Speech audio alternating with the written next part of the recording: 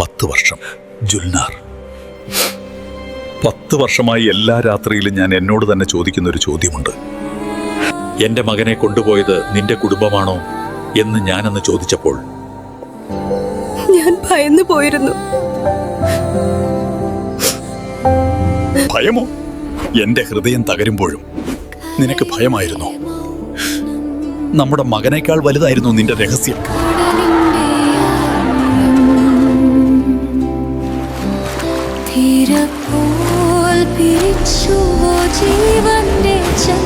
The oceans are rising, child.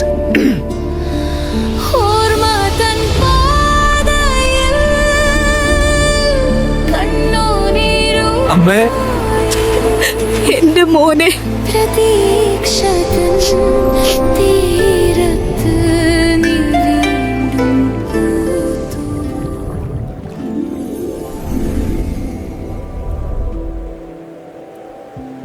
Hello സുഹൃത്തുക്കളെ, ഇന്ന് രാത്രി നമ്മൾ സഞ്ചരിക്കുന്നത് പുരാതന പേർഷ്യയുടെ കഥകളിലേക്കാണ്.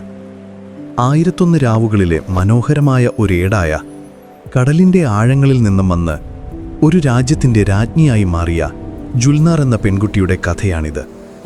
ഈ കഥ നടക്കുന്നത് ഇന്നത്തെ ഇറാൻ ഉൾപ്പെടുന്ന വിശാലമായ പേർഷ്യൻ സാമ്രാജ്യത്തിൻ്റെ സുവർണ കാലഘട്ടത്തിലാണ്. ഇന്നും ലോകമെമ്പാടും ആളുകൾ പേർഷ്യൻ പരവതാനികളെയും കവിതകളെയും വാസ്തുവിദ്യയെയും കുറിച്ച് പറയുമ്പോൾ ഓർക്കുന്നത് ഈ ഒരു കാലഘട്ടത്തെയാണ്. നമ്മുടെ പ്രധാന കഥാപാത്രങ്ങൾ 2 പേരാണ്. ഒന്ന് ജുൽനാർ, പേരുപോലെ തന്നെ മനോഹരിയായ എന്നാൽ കടലിൻ്റെ നിഗൂഢതകൾ ഉള്ളിലൊളിപ്പിച്ച ഒരു പെൺകുട്ടി. 2 ഷാസമാൻ എന്ന പേർഷ്യൻ രാജാവ്.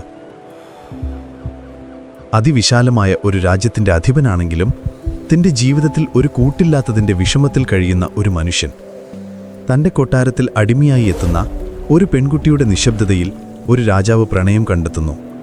എന്നാൽ അവളൊരു സാധാരണ സ്ത്രീയല്ല, കടലിനടിയിലെ ഒരു രാജ്യത്തിൻ്റെ രാജകുമാരിയാണെന്ന സത്യം പതിയെ ചുരുളഴിയുന്നു. പിന്നീട് തൻ്റെ കുടുംബത്തെ കാണാൻ അവൾ രഹസ്യമായി കടലിലേക്ക് തിരികെ പോകുന്നതും അവിടെ വെച്ച് തൻ്റെ മകൻ്റെ ഭാവിയെക്കുറിച്ച് ഞെട്ടിക്കുന്ന ചില മുന്നറിയിപ്പുകൾ അമ്മയിൽ നിന്ന് ലഭിക്കുന്നതും കഥയെ കൂടുതൽ ആകാംക്ഷ നിറഞ്ഞതാക്കുന്നു. കരയിലെ രാജാവിനും കടലിലെ രാജകുമാരിക്കും ഒരു മകൻ ജനിക്കുന്നതും എന്നാൽ കടലിലെ ബന്ധുക്കൾ തന്നെ അവനെ തട്ടിക്കൊണ്ടുപോവുകയും ചെയ്യുന്നു. പിന്നീട് മകനെ കണ്ടെത്താൻ ഒരു പക്ഷി മന്ത്രവാദിനിയെ കൂട്ടുപിടിക്കുന്നതും കരയും കടലും തമ്മിലുള്ള അകലം പ്രണയം കൊണ്ട് ഒന്നായി തീരുന്നതുമാണ് ഈ കഥയുടെ കാതൽ. ഒരു രാജാവ് തൻ്റെ അടിമച്ചന്തയിൽ നിന്ന് വാങ്ങിയ ഒരു പെൺകുട്ടിയെ അവൾ സംസാരിക്കുക പോലും ചെയ്യാതിരുന്നിട്ടും ഭ്രാന്തമായി സ്നേഹിക്കുന്ന ആ ഒരു ദൃശ്യം മനസ്സിൽ സങ്കല്പിച്ചു നോക്കൂ. ആ ഒറ്റ ചിത്രത്തിൽ നിന്ന് തുടങ്ങുന്നു നമ്മുടെ ഇന്നത്തെ യാത്ര. 1 മിനിറ്റ് സുഹൃത്തുക്കളെ, കഥ തുടങ്ങുന്നതിന് മുമ്പ് ഒരു കാര്യം. നിങ്ങൾ ഈ രാത്രി യാത്രകൾ ശരിക്കും ആസ്വദിക്കുന്നുണ്ടെങ്കിൽ വീഡിയോ ലൈക്ക് ചെയ്യാനും സ്ലംബർ സാഗ സബ്സ്ക്രൈബ് ചെയ്യാനും മറക്കരുത്. പിന്നെ നിങ്ങൾ എവിടെ നിന്നാണ് ഇത് കേൾക്കുന്നത്, ഇപ്പോൾ അവിടെ എത്ര സമയമായി എന്നതിനെക്കുറിച്ച് ഒരു കമൻ്റ് ഇടുക. കാരണം ആരൊക്കെ എവിടെ നിന്നൊക്കെയാണ് ഈ കഥ കേൾക്കുന്നതെന്ന് എനിക്ക് അറിയാൻ താൽപ്പര്യമുണ്ട്. ഇപ്പോൾ നിങ്ങളുടെ ബെഡ്റൂം ലൈറ്റുകൾ ഡിം ചെയ്യുക. നല്ലൊരു പശ്ചാത്തല ശബ്ദത്തിനായി ആ ഫാൻ ഓൺ ചെയ്യുക. ഇന്ന് രാത്രിയിലെ ഈ യാത്രയിലേക്ക് നമുക്ക് ഒരുമിച്ച് മുന്നോട്ട് പോകാം.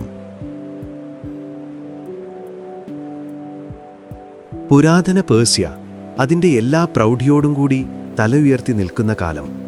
അവിടുത്തെ രാജാവാണ് ഷാസമാൻ. പേര് സൂചിപ്പിക്കുന്നത് പോലെ തന്നെ ലോകത്തിൻ്റെ രാജാവ്. അദ്ദേഹത്തിനില്ലാത്തതായി ഒന്നുമില്ല. സ്വർണവും രത്നങ്ങളും കൂമ്പാരമായി കൊട്ടാരത്തിൽ പലയിടത്തും കാണാം. ആയിരക്കണക്കിന് ഭടന്മാരടങ്ങുന്ന സൈന്യം ഏതു നിമിഷവും അദ്ദേഹത്തിൻ്റെ ഒരു വാക്കിനായി കാതോർത്ത് നിൽക്കുന്നു.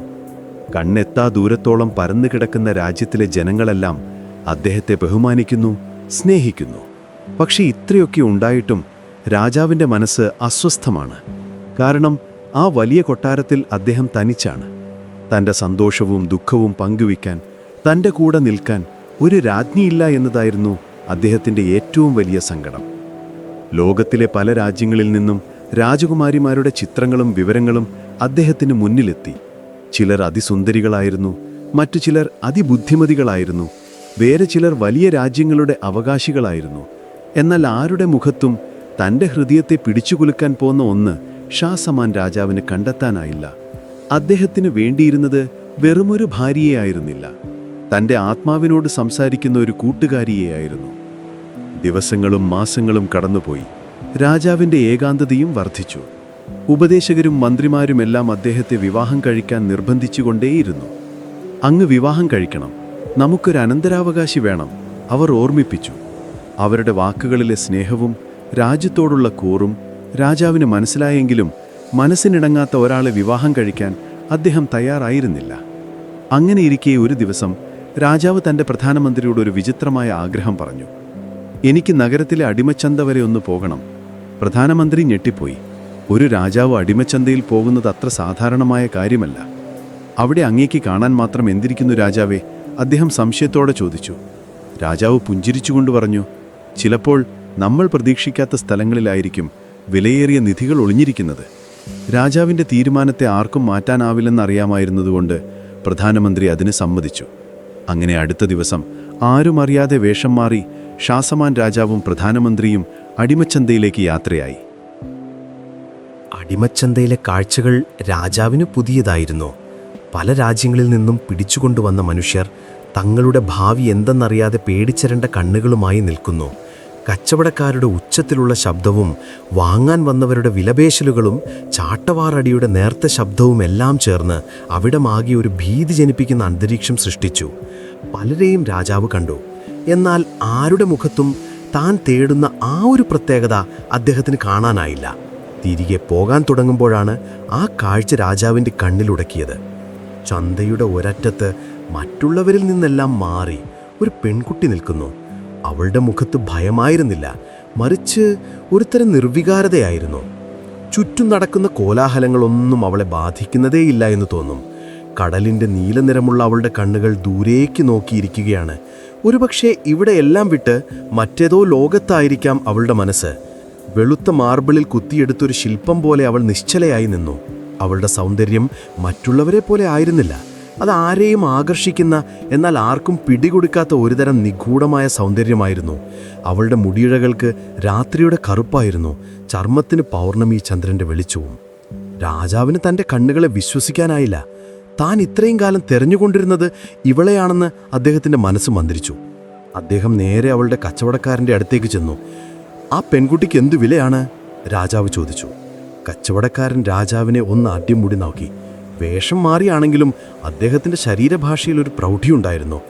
പ്രഭോ, അവൾ അതിസുന്ദരിയാണ്. പക്ഷേ അവൾക്കൊരു കുഴപ്പമുണ്ട്. ഞങ്ങൾ പിടികൂടിയ അന്ന് മുതൽ ഇന്ന് വരെ അവളൊരു അക്ഷരം മിണ്ടിയിട്ടില്ല. അതുകൊണ്ട് വില അല്പം കുറവാണ്. 1000 സ്വർണ്ണ നാണയങ്ങൾ. രാജാവ് ഒന്ന് ഞെട്ടി. മിണ്ടാത്തതുകൊണ്ട് വില കുറവോ? ആ നിശബ്ദതയാണ് തന്നെ ഏറ്റവും കൂടുതൽ ആകർഷിച്ചതെന്ന് അദ്ദേഹം ഓർത്തുകൊണ്ട് പറഞ്ഞു. ഞാൻ 10,000 സ്വർണ്ണ നാണയങ്ങൾ തരാം. അത് കേട്ട് കച്ചവടക്കാരൻ്റെയും കൂടെയുണ്ടായിരുന്ന പ്രധാനമന്ത്രിയുടെയും കണ്ണു തള്ളിപ്പോയി. സംസാരിക്കാത്ത ഒരടിമയ്ക്ക് വേണ്ടി ഇത്രയും വലിയൊരു തുകയോ? പ്രധാനമന്ത്രി രാജാവിനെ പിന്തിരിപ്പിക്കാൻ നോക്കി. അങ്ങെന്താണ് ഈ ചെയ്യുന്നത്? ഇവൾ ഒരു പക്ഷേ ഊമയായിരിക്കും. രാജാവ് അദ്ദേഹത്തെ നോക്കി പുഞ്ചിരിച്ചു. അവളുടെ കണ്ണുകൾ സംസാരിക്കുന്നുണ്ട്. എനിക്കത് മാത്രം മതി. രാജാവ് പറഞ്ഞ വിലയ്ക്ക് മറുത്തൊന്നും പറയാൻ കച്ചവടക്കാരന് ധൈര്യമുണ്ടായിരുന്നില്ല. അയാൾ പണം വാങ്ങി അവളെ രാജാവിന് കൈമാറി. രാജാവ് ആദ്യമായി അവളുടെ അടുത്തേക്കു ചെന്നു. ആ കണ്ണുകളിലേക്ക് നോക്കി വളരെ സൗമ്യമായി പറഞ്ഞു, പേടിക്കേണ്ട, ഞാൻ നിന്നെ ഉപദ്രവിക്കാനല്ല കൊണ്ടുപോകുന്നത്. എന്നിട്ടും അവളുടെ മുഖത്ത് ഒരു ഭാവമാറ്റവും ഉണ്ടായില്ല. അവൾ അദ്ദേഹത്തെ ശ്രദ്ധിക്കുന്നുണ്ടോ എന്ന് പോലും സംശയമായിരുന്നു. അവർ കൊട്ടാരത്തിൽ തിരിച്ചെത്തി. രാജാവ് അവൾക്ക് വേണ്ടി ഏറ്റവും മനോഹരമായ ഒരു മുറി ഒരുക്കാൻ കൽപ്പിച്ചു. അടിമകൾക്കുള്ള വസ്ത്രത്തിനു പകരം രാജകുമാരിമാർ അണിയുന്ന തരം പട്ടുവസ്ത്രങ്ങൾ അവൾക്കായി കൊണ്ടുവന്നു. പരിചാരകരെ നിയമിച്ചു. പക്ഷേ അവൾ ആരോടും ഒന്നും സംസാരിച്ചില്ല. കൊട്ടാരത്തിലെ സുഖസൗകര്യങ്ങളോ രാജാവിൻ്റെ പ്രത്യേക പരിഗണനയോ ഒന്നും അവളെ സന്തോഷിപ്പിക്കുന്നതായി തോന്നിയില്ല. ദിവസങ്ങൾ കടന്നുപോയി. രാജാവ് എല്ലാ ദിവസവും അവളെ സന്ദർശിക്കും, അവളോട് സംസാരിക്കും. തൻ്റെ രാജ്യത്തെക്കുറിച്ചും സ്വപ്നങ്ങളെക്കുറിച്ചും ഏകാന്തതയെക്കുറിച്ചുമെല്ലാം അദ്ദേഹം അവളോട് വാചാലനായി. അവൾ ഒരു വാക്കുപോലും മറുപടി പറഞ്ഞില്ലെങ്കിലും അവൾ നല്ലൊരു കേൾവിക്കാരിയാണെന്ന് അദ്ദേഹത്തിന് തോന്നി. അദ്ദേഹം സംസാരിക്കുമ്പോൾ ആ നീലക്കണ്ണുകൾ അദ്ദേഹത്തെ തന്നെ നോക്കിയിരിക്കും. 1 വർഷം കടന്നുപോയി. രാജാവിന് അവളെ പിരിഞ്ഞിരിക്കാൻ പറ്റാത്ത അവസ്ഥയായി. അവൾ സംസാരിക്കാത്തതോ ചിരിക്കാത്തതോ ഒന്നും അദ്ദേഹത്തിന് ഒരു പ്രശ്നവുമായി തോന്നിയില്ല. അവളുടെ സാമീപ്യം മാത്രം മതിയായിരുന്നു അദ്ദേഹത്തിന്. കൊട്ടാരത്തിലുള്ളവർക്കെല്ലാം ഇത് വിചിത്രമായി തോന്നി. സംസാരിക്കാത്ത, തൻ്റെ ഭൂതകാലത്തെക്കുറിച്ച് യാതൊരു സൂചനയും നൽകാത്ത ഒരു പെൺകുട്ടിയെ രാജാവ് എന്തിനിത്ര സ്നേഹിക്കുന്നു എന്ന് അവർ പരസ്പരം അടക്കം പറഞ്ഞു. എന്നാൽ സ്നേഹത്തിന് കാരണങ്ങൾ വേണ്ടെന്ന് രാജാവ് സ്വന്തം ജീവിതം കൊണ്ട് തെളിയിക്കുകയായിരുന്നു. അവളുടെ നിഗൂഢമായ നിശബ്ദതയുടെ ചുരുളഴിക്കാനും അവളെ ഒന്ന് സംസാരിപ്പിക്കാനും രാജാവ് തീരുമാനിച്ചു. ആ തീരുമാനം പേർഷ്യൻ്റെ ചരിത്രത്തെയും കടലിനടിയിലെ ഒരു രഹസ്യ ലോകത്തെയും എന്നേക്കുമായി മാറ്റിമറിക്കാൻ പോവുകയായിരുന്നു.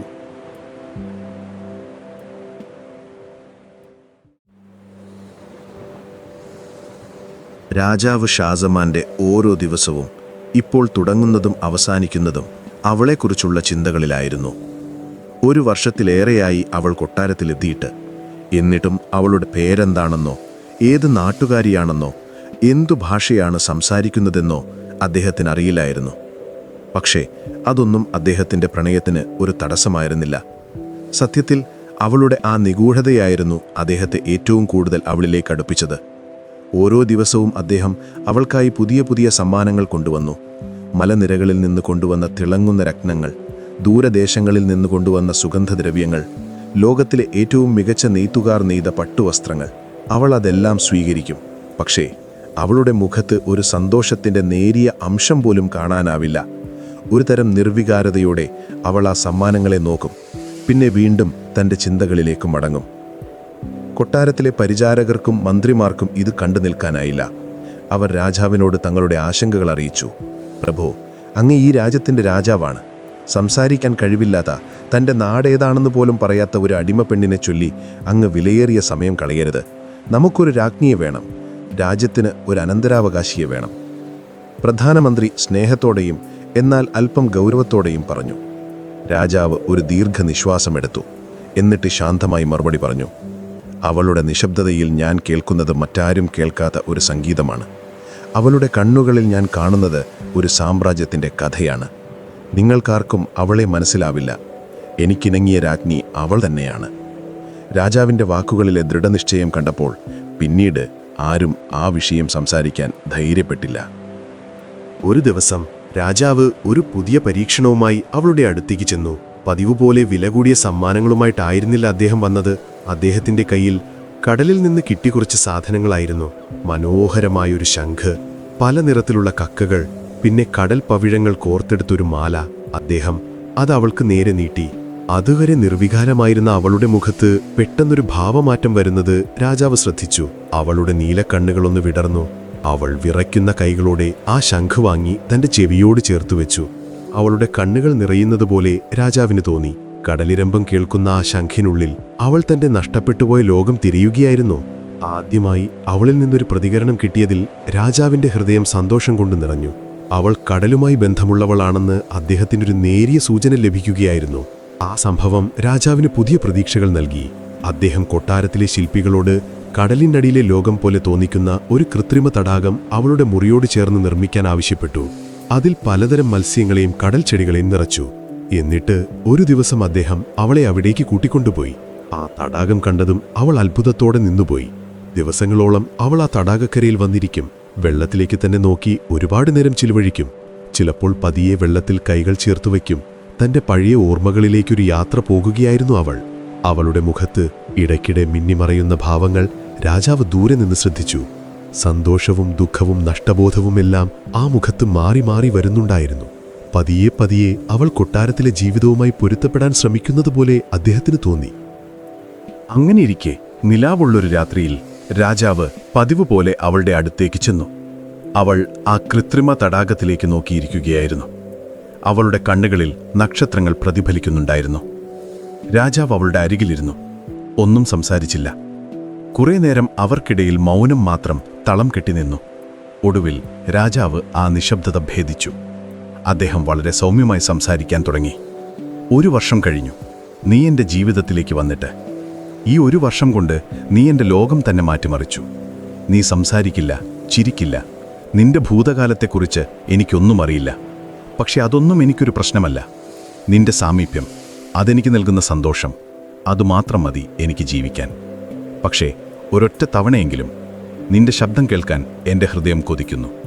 നിന്റെ പേരെന്താണെന്നറിയാൻ ഞാൻ ആഗ്രഹിക്കുന്നു. നീ സമ്മതിച്ചാൽ ഈ ലോകത്തിലെ ഏറ്റവും വലിയ സന്തോഷം അതായിരിക്കും. ഇല്ലെങ്കിലും എൻ്റെ അവസാന ശ്വാസം വരെ ഞാൻ നിന്നെ സ്നേഹിക്കും. രാജാവിൻ്റെ വാക്കുകൾ ഹൃദയത്തിൽ തട്ടിയതായിരുന്നു.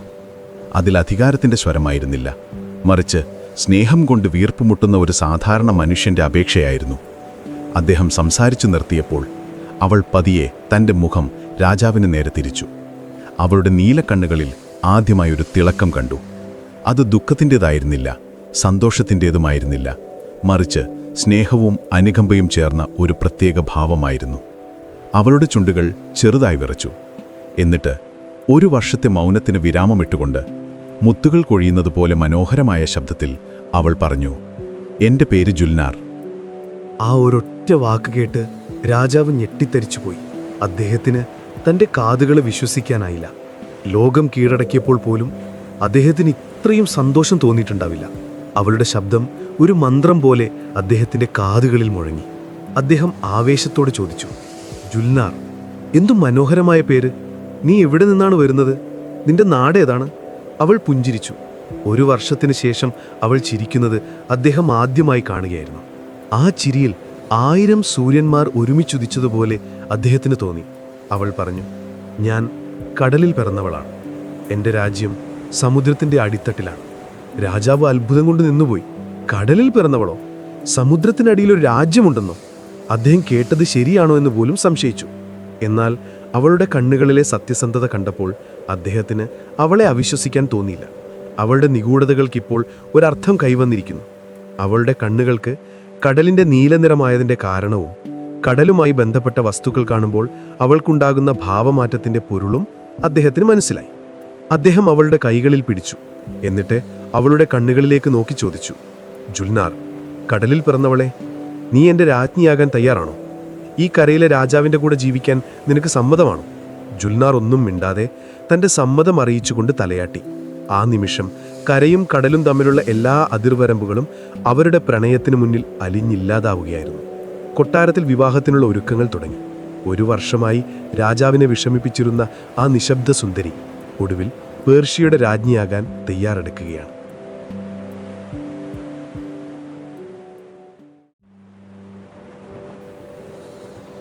ജുൽനാറിൻ്റെയും ഷാസമാൻ രാജാവിൻ്റെയും വിവാഹം പേർഷ്യൻ സാമ്രാജ്യം കണ്ട ഏറ്റവും വലിയ ആഘോഷങ്ങളിലൊന്നായി മാറി. 40 രാവും 40 പകലും നീണ്ടുനിന്ന ആഘോഷങ്ങൾ. രാജ്യത്തിൻ്റെ എല്ലാ കോണുകളിൽ നിന്നും ജനങ്ങൾ തങ്ങളുടെ പുതിയ രാജ്ഞിയെ ഒരു നോക്ക് കാണാൻ തലസ്ഥാന നഗരിയിലേക്ക് ഒഴുകിയെത്തി. 1 വർഷം മുൻപ് അടിമച്ചന്തയിൽ നിന്ന് രാജാവ് വാങ്ങിയ സംസാരിക്കാത്ത പെൺകുട്ടിയാണ് ഇപ്പോൾ പേർഷ്യയുടെ രാജ്ഞിയായി സിംഹാസനത്തിലിരിക്കുന്നതെന്ന സത്യം പലർക്കും വിശ്വസിക്കാൻ കഴിഞ്ഞില്ല. എന്നാൽ ജുൽനാറിനെ നേരിൽ കണ്ടപ്പോൾ അവരുടെ എല്ലാ സംശയങ്ങളും അലിഞ്ഞില്ലാതായി. അവളുടെ മുഖത്ത് നിറയെ പുഞ്ചിരിയായിരുന്നു. അവൾ ജനങ്ങളോട് സ്നേഹത്തോടെ സംസാരിച്ചു. അവളുടെ ശബ്ദം കേട്ടവരെല്ലാം ആ ശബ്ദമാധുര്യത്തിൽ ലയിച്ചുപോയി. രാജാവിൻ്റെ തിരഞ്ഞെടുപ്പ് എത്രത്തോളം ശരിയായിരുന്നു എന്ന് എല്ലാവരും സമ്മതിച്ചു. അവരുടെ ജീവിതം ഒരു സ്വപ്നം പോലെ മനോഹരമായിരുന്നു. ഷാസമാൻ രാജാവ് തൻ്റെ ജീവിതത്തിൽ ഇതിനു മുൻപ് ഇത്രയധികം സന്തോഷിച്ചിട്ടില്ലായിരുന്നു. അദ്ദേഹം ജുൽനാറിനെ ഒരു നിമിഷം പോലും പിരിഞ്ഞിരിക്കാൻ ആഗ്രഹിച്ചില്ല. രാജ്യഭരണത്തിൻ്റെ തിരക്കുകൾക്കിടയിലും അദ്ദേഹം അവളോടൊപ്പം ചിലവഴിക്കാൻ സമയം കണ്ടെത്തി. അവരൊരുമിച്ച് ഉദ്യാനത്തിലൂടെ നടന്നു, കുതിരപ്പുറത്ത് സഞ്ചരിച്ചു, കൊട്ടാരത്തിലെ തടാകത്തിൽ കളിച്ചു. ജുൽനാർ തൻ്റെ കടലിനടിയിലെ ലോകത്തെക്കുറിച്ചുള്ള അത്ഭുതകരമായ കഥകൾ രാജാവിന് പറഞ്ഞുകൊടുത്തു. അവിടെയുള്ള തിളങ്ങുന്ന പവിഴപ്പുറ്റുകൾ നിറഞ്ഞ കൊട്ടാരങ്ങളെക്കുറിച്ചും സംസാരിക്കുന്ന മത്സ്യങ്ങളെക്കുറിച്ചും കടൽക്കുതിരകളെ പൂട്ടിയ രഥങ്ങളെക്കുറിച്ചുമെല്ലാം കേട്ട് രാജാവ് അത്ഭുതം കൊണ്ടു. അവളുടെ ഓരോ വാക്കും അദ്ദേഹത്തിന് പുതിയൊരു ലോകം തുറന്നുകൊടുത്തു. എന്നാൽ ഈ സന്തോഷങ്ങൾക്കിടയിലും ജുൽനാറിൻ്റെ ഉള്ളിൽ ഒരു നേർത്ത വേദനയുണ്ടായിരുന്നു. തൻ്റെ കുടുംബത്തെക്കുറിച്ചുള്ള ഓർമ്മകൾ അവളെ വല്ലാതെ അലട്ടാൻ തുടങ്ങി. താൻ കരയിലെ ഒരു രാജാവിനെ വിവാഹം കഴിച്ച് സന്തോഷത്തോടെ ജീവിക്കുകയാണെന്ന വിവരം തൻ്റെ അമ്മയും സഹോദരനും മറ്റു ബന്ധുക്കളും അറിഞ്ഞിട്ടുണ്ടാവില്ല. അവർ തനിക്ക് എന്തുപറ്റിയെന്നറിയാതെ വിഷമിക്കുന്നുണ്ടാവും. പ്രത്യേകിച്ച് തൻ്റെ അമ്മ. കരയിലെ മനുഷ്യർ തട്ടിക്കൊണ്ടുപോയ മകളെ ഓർത്ത് ആ പാവം എത്രമാത്രം കരയുന്നുണ്ടാവും.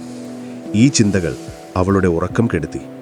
രാജാവിനോടുള്ള സ്നേഹവും കടലിനടിയിലുള്ള കുടുംബത്തോടുള്ള സ്നേഹവും അവളുടെ ഹൃദയത്തെ രണ്ടായി വലിക്കുന്നതുപോലെ തോന്നി. ദിവസങ്ങൾ കഴിയുന്തോറും അവളുടെ മുഖത്ത് ചിരി മാഞ്ഞു തുടങ്ങുന്നത് രാജാവ് ശ്രദ്ധിച്ചു. അദ്ദേഹം സ്നേഹത്തോടെ കാര്യം തിരക്കി. എന്തുപറ്റി പ്രിയപ്പെട്ടവളെ? നിന്നെ എന്തോ അലട്ടുന്നുണ്ടല്ലോ, എന്നോട് പറയാമോ? ജുൽനാറിന് രാജാവിനോട് കള്ളം പറയാൻ ഇഷ്ടമുണ്ടായിരുന്നില്ല. എന്നാൽ താൻ കടലിലേക്ക് തിരിച്ചു പോകാൻ ആഗ്രഹിക്കുന്നു എന്ന് പറഞ്ഞാൽ അദ്ദേഹം തെറ്റിദ്ധരിക്കുമോ എന്ന് അവൾ ഭയന്നു. തന്നെ ഉപേക്ഷിച്ച് പോവുകയാണെന്ന് അദ്ദേഹം കരുതുമോ? അവൾ ഒരുപാട് ആലോചിച്ച ശേഷം പറഞ്ഞു, അങ്ങുന്നേ, എൻ്റെ ഹൃദയം എൻ്റെ കുടുംബത്തെ കാണാൻ വെമ്പുകയാണ്. ഞാൻ അവരെ വിട്ടുപിരിഞ്ഞിട്ട് 2 വർഷത്തോളമായി. അവർ ജീവിച്ചിരിപ്പുണ്ടോ മരിച്ചോ എന്ന് പോലും എനിക്കറിയില്ല. ഒരൊറ്റ തവണയെങ്കിലും അവരെ ഒന്നുപോയി കാണാൻ എന്നെ അനുവദിക്കണം. ഇത് കേട്ട് രാജാവിന് സങ്കടമായി. പക്ഷേ അവളുടെ സ്ഥാനത്ത് താനായിരുന്നെങ്കിലും ഇതുതന്നെ അല്ലേ ആഗ്രഹിക്കുക എന്ന് അദ്ദേഹം ചിന്തിച്ചു. തീർച്ചയായും നിനക്ക് പോകാം ജുൽനാർ. പക്ഷേ സമുദ്രത്തിനടിയിലുള്ള നിന്റെ രാജ്യത്തേക്ക് ഞാനെങ്ങനെയാണ് വരിക? അദ്ദേഹം നിസ്സഹായതയോടെ ചോദിച്ചു. ജുൽനാർ പുഞ്ചിരിച്ചുകൊണ്ട് പറഞ്ഞു, അങ്ങ് വരേണ്ടതില്ല. ഞാൻ ഒറ്റയ്ക്ക് പോയി എൻ്റെ കുടുംബത്തെ കണ്ട് ഞാനിവിടെ സുരക്ഷിതയാണെന്ന് അവരെ അറിയിച്ചിട്ട് വേഗം മടങ്ങി വരാം. എനിക്കൊരു 2 മാസം സമയം തരണം. രാജാവിന് അവളെ പിരിഞ്ഞിരിക്കുന്ന കാര്യം ഓർക്കാൻ പോലും കഴിഞ്ഞില്ല. പക്ഷെ അവളുടെ സന്തോഷത്തിനു വേണ്ടി അദ്ദേഹം അത് സമ്മതിച്ചു. പോകുന്നതിനു മുൻപ് അവൾ ഒരു കാര്യം കൂടി ആവശ്യപ്പെട്ടു. എനിക്ക് കടൽ തീരത്ത് ഒറ്റയ്ക്ക് താമസിക്കാൻ ഒരു കൂടാരം പണിതു തരണം. യാത്രയ്ക്കുള്ള തയ്യാറെടുപ്പുകൾ നടത്താനാണ്. രാജാവ് ഉടൻ തന്നെ അതിനുള്ള ഏർപ്പാടുകൾ ചെയ്തു. പേർഷ്യൻ തീരത്തെ ഏറ്റവും മനോഹരമായ സ്ഥലത്ത് അവൾക്കായി ഒരു കൂടാരം ഉയർന്നു. യാത്രയ്ക്കുള്ള ദിവസമടുത്തു. രാജാവിനോട് യാത്ര പറഞ്ഞ ജുൽനാർ ആ കൂടാരത്തിലേക്ക് പോയി. അവളുടെ ഹൃദയം ഒരേ സമയം സന്തോഷം കൊണ്ടും ദുഃഖം കൊണ്ടും തുടികൊട്ടുന്നുണ്ടായിരുന്നു. കൂടാരത്തിനുള്ളിൽ ഒറ്റയ്ക്കിരുന്ന് ജുൽനാർ യാത്രയ്ക്കുള്ള തയ്യാറെടുപ്പുകൾ തുടങ്ങി. അവൾ തന്റെ കൂടെ കൊണ്ടുവന്ന ഒരു ചെറിയ പെട്ടി തുറന്നു. അതിനുള്ളിൽ നിന്ന് തിളങ്ങുന്ന ഒരു ദ്രാവകം നിറച്ച സ്ഫടിക കുപ്പി പുറത്തെടുത്തു. കടലിന്റെ ആഴങ്ങളിൽ മാത്രം കാണുന്ന അപൂർവമായ സസ്യങ്ങളിൽ നിന്ന് നിർമ്മിച്ച ഒരു സുഗന്ധ തൈലമായിരുന്നു അത്. അത് ശരീരത്തിൽ പുരട്ടിയാൽ കടലിലെ ഒരു ജീവിയെപ്പോലെ വെള്ളത്തിന്റെ മർദ്ദമോ തണുപ്പോ ബാധിക്കാതെ എത്ര നേരം വേണമെങ്കിലും സഞ്ചരിക്കാൻ സാധിക്കും. അവൾ ആ തൈലം തന്റെ ശരീരമാസകലം പുരട്ടി. ആ നിമിഷം അവളുടെ മുറിയിൽ കടലിന്റെ ഗന്ധം നിറഞ്ഞു. അമ്പറും മുത്തും ചേർന്ന ഒരു പ്രത്യേക ഗന്ധം. പിന്നീട് അവൾ തന്റെ പട്ടുവസ്ത്രങ്ങൾ അഴിച്ചുമാറ്റി കടൽപ്പായലുകൾ കൊണ്ട് നെയ്തതുപോലെയുള്ള നേർത്ത ഒരു വസ്ത്രം ധരിച്ചു. രാത്രിയുടെ നിശബ്ദതയിൽ പുറത്ത് കടലിരമ്പം മാത്രം കേൾക്കാം. അവൾ കൂടാരത്തിൽ നിന്ന് പുറത്തിറങ്ങി. പൗർണമി ചന്ദ്രന്റെ വെളിച്ചത്തിൽ വെളുത്ത മണൽത്തരികൾ വെട്ടിത്തിളങ്ങുന്നുണ്ടായിരുന്നു. അവൾ ഒരു നിമിഷം നിന്ന് തന്നെ സ്നേഹത്തോടെ കാത്തിരിക്കുന്ന രാജാവിന്റെ കൊട്ടാരത്തിലേക്ക് തിരിഞ്ഞു നോക്കി. എന്നിട്ട് യാതൊരു മടിയുമില്ലാതെ കടലിലേക്ക് നടന്നു. തിരമാലകൾ സ്നേഹത്തോടെ വന്ന് അവളുടെ പാദങ്ങളെ തഴുകി. അവൾ വെള്ളത്തിലേക്ക് ഇറങ്ങും തോറും ഒരു അത്ഭുതം സംഭവിക്കുന്നതുപോലെ കടൽ ശാന്തമായി. അവൾ പൂർണ്ണമായും വെള്ളത്തിൽ മുങ്ങിയപ്പോൾ ഒരു മത്സ്യത്തെപ്പോലെ അനായാസം നീന്താൻ തുടങ്ങി. കരയിലെ ജീവിതം അവളെ ഒരുപാട് മാറ്റിയിരുന്നെങ്കിലും കടൽ ഇപ്പോഴും അവളുടെ സ്വന്തം ലോകം തന്നെയായിരുന്നു. അവൾ ആഴങ്ങളിലേക്ക് ഊളിയിട്ടു. താഴേക്ക് പോകുന്തോറും ചുറ്റും ഇരുട്ട് പരന്നു. എന്നാൽ ആ ഇരുട്ട് അവൾക്ക് പരിചിതമായിരുന്നു. അവളുടെ കണ്ണുകൾക്ക് ആഴക്കടലിലെ നേർത്ത വെളിച്ചത്തിലും വ്യക്തമായി കാണാൻ സാധിക്കുമായിരുന്നു. സ്വയം പ്രകാശിക്കുന്ന ജെല്ലിഫിഷുകൾ ഒരു കൊട്ടാരം അലങ്കരിച്ച വിളക്കുകൾ പോലെ അവളെ കടന്നുപോയി. ആയിരക്കണക്കിന് മത്സ്യങ്ങളുടെ കൂട്ടം ഒരു വർണ്ണമഴ പോലെ അവൾക്ക് ചുറ്റും നീന്തി. അവൾ താഴേക്ക് ചെല്ലുന്തോറും വെള്ളത്തിന്റെ മർദ്ദം കൂടി വന്നു. പക്ഷേ ആ തൈലത്തിന്റെ ശക്തി കൊണ്ട് അവൾക്ക് യാതൊരു ബുദ്ധിമുട്ടും തോന്നിയില്ല. അവൾ തന്റെ ഓർമ്മകളെ പിന്തുടർന്ന് നീന്തി.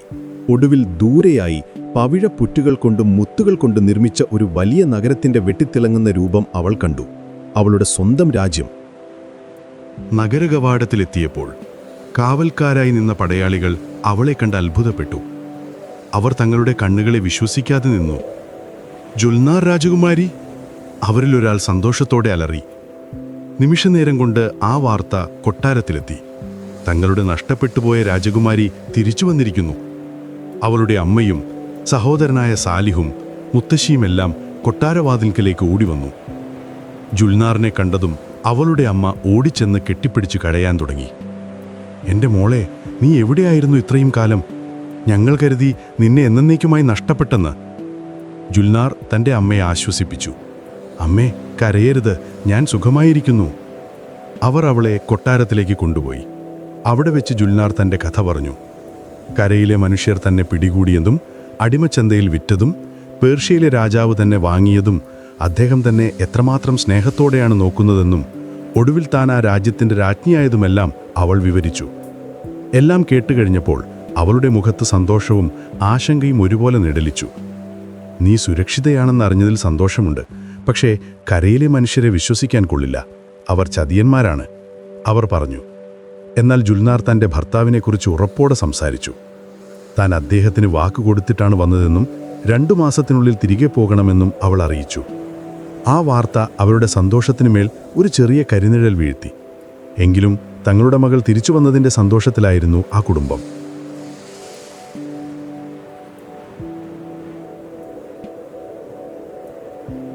ജുൽനാറിന്റെ തിരിച്ചുവരവ് ആഘോഷിക്കാൻ കടലിനടിയിലെ രാജ്യമൊരുങ്ങി. കൊട്ടാരത്തിലെ വലിയ ശാലയിൽ അവൾക്കായി ഒരു വിരുന്നൊരുക്കി. കരയിലെ പോലെ തീ ഉപയോഗിച്ചായിരുന്നില്ല അവിടുത്തെ പാചകം. ആഴക്കടലിലെ അഗ്നിപർവ്വതങ്ങളുടെ സമീപത്തു നിന്നുള്ള ചൂടുനീരുറവകൾ ഉപയോഗിച്ചാണ് അവർ ഭക്ഷണം പാകം ചെയ്തിരുന്നത്.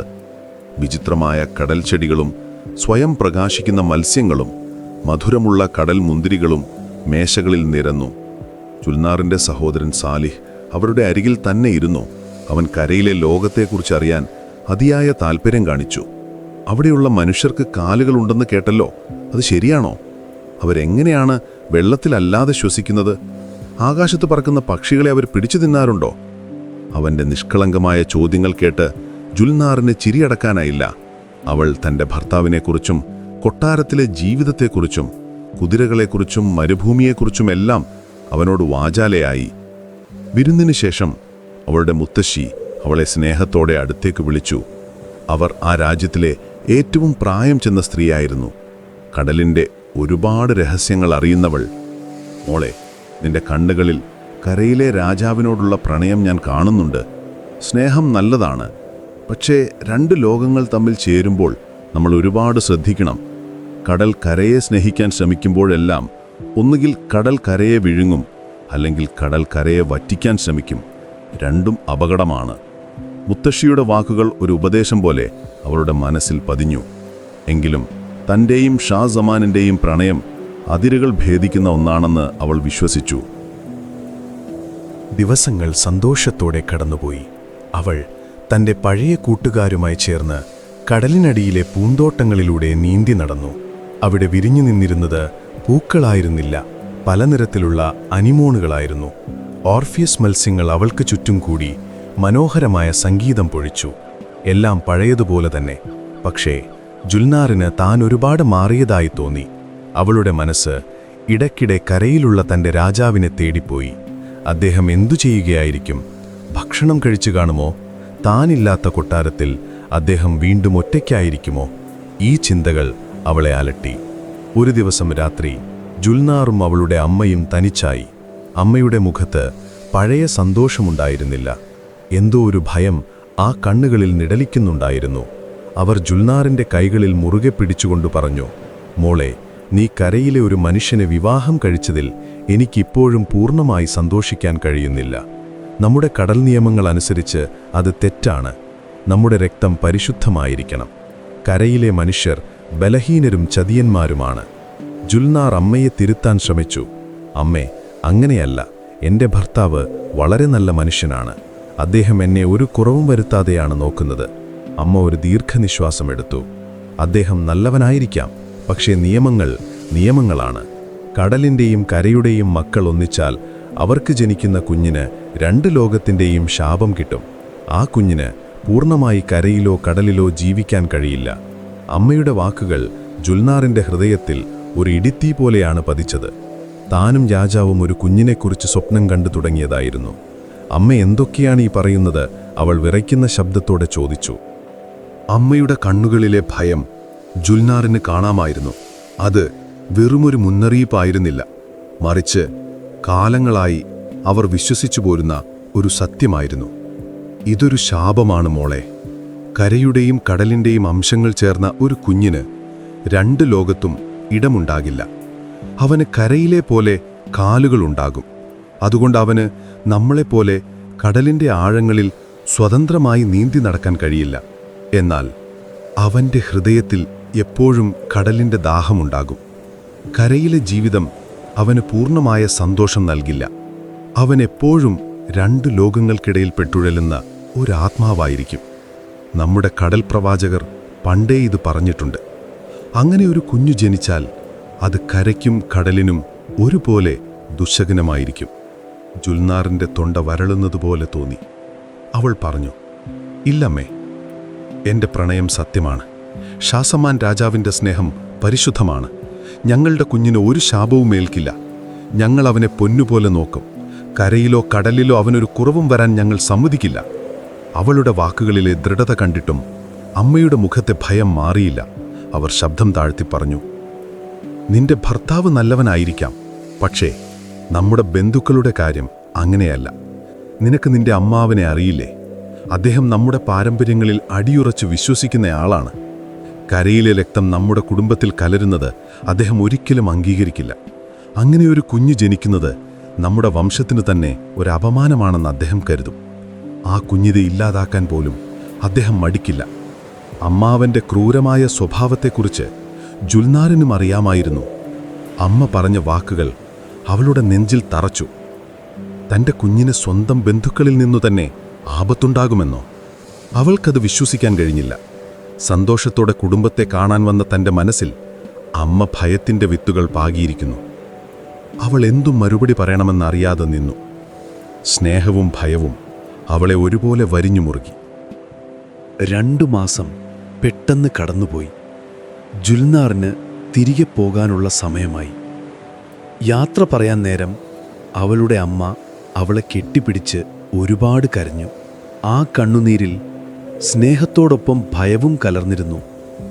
അവർ അവളുടെ ചെവിയിൽ പതിയെ മന്ത്രിച്ചു, സൂക്ഷിക്കണം മോളെ, നിനക്കൊരു കുഞ്ഞ് ജനിക്കുകയാണെങ്കിൽ ആ വിവരം കഴിയുന്നതും കടലിനെ അറിയിക്കരുത്. നിന്റെ കുഞ്ഞിനെ കടലിൻ്റെ കണ്ണുകളിൽ നിന്ന് മറച്ചു പിടിക്കണം. ആ വാക്കുകൾ ഒരു ശാപം പോലെ അവളുടെ കാതുകളിൽ മുഴങ്ങി. അവളുടെ സഹോദരൻ സാലിഹാകട്ടെ ഈ വരാൻ പോകുന്ന ആപത്തുകളൊന്നും അറിയാതെ നിഷ്കളങ്കമായി ചിരിച്ചുകൊണ്ട് പറഞ്ഞു, ചേച്ചി വീണ്ടും വരണം, കരയിലെ രാജാവിൻ്റെ കൂടുതൽ കഥകൾ പറയാൻ. അവൾ എല്ലാവരോടും യാത്ര പറഞ്ഞ് കരയിലേക്ക് നീന്തി തുടങ്ങി. പക്ഷേ ഈ മടക്കയാത്രയ്ക്ക് മുൻപുണ്ടായിരുന്ന സന്തോഷമുണ്ടായിരുന്നില്ല. അവളുടെ ഹൃദയം ഭാരം കൊണ്ട് നിറഞ്ഞിരുന്നു.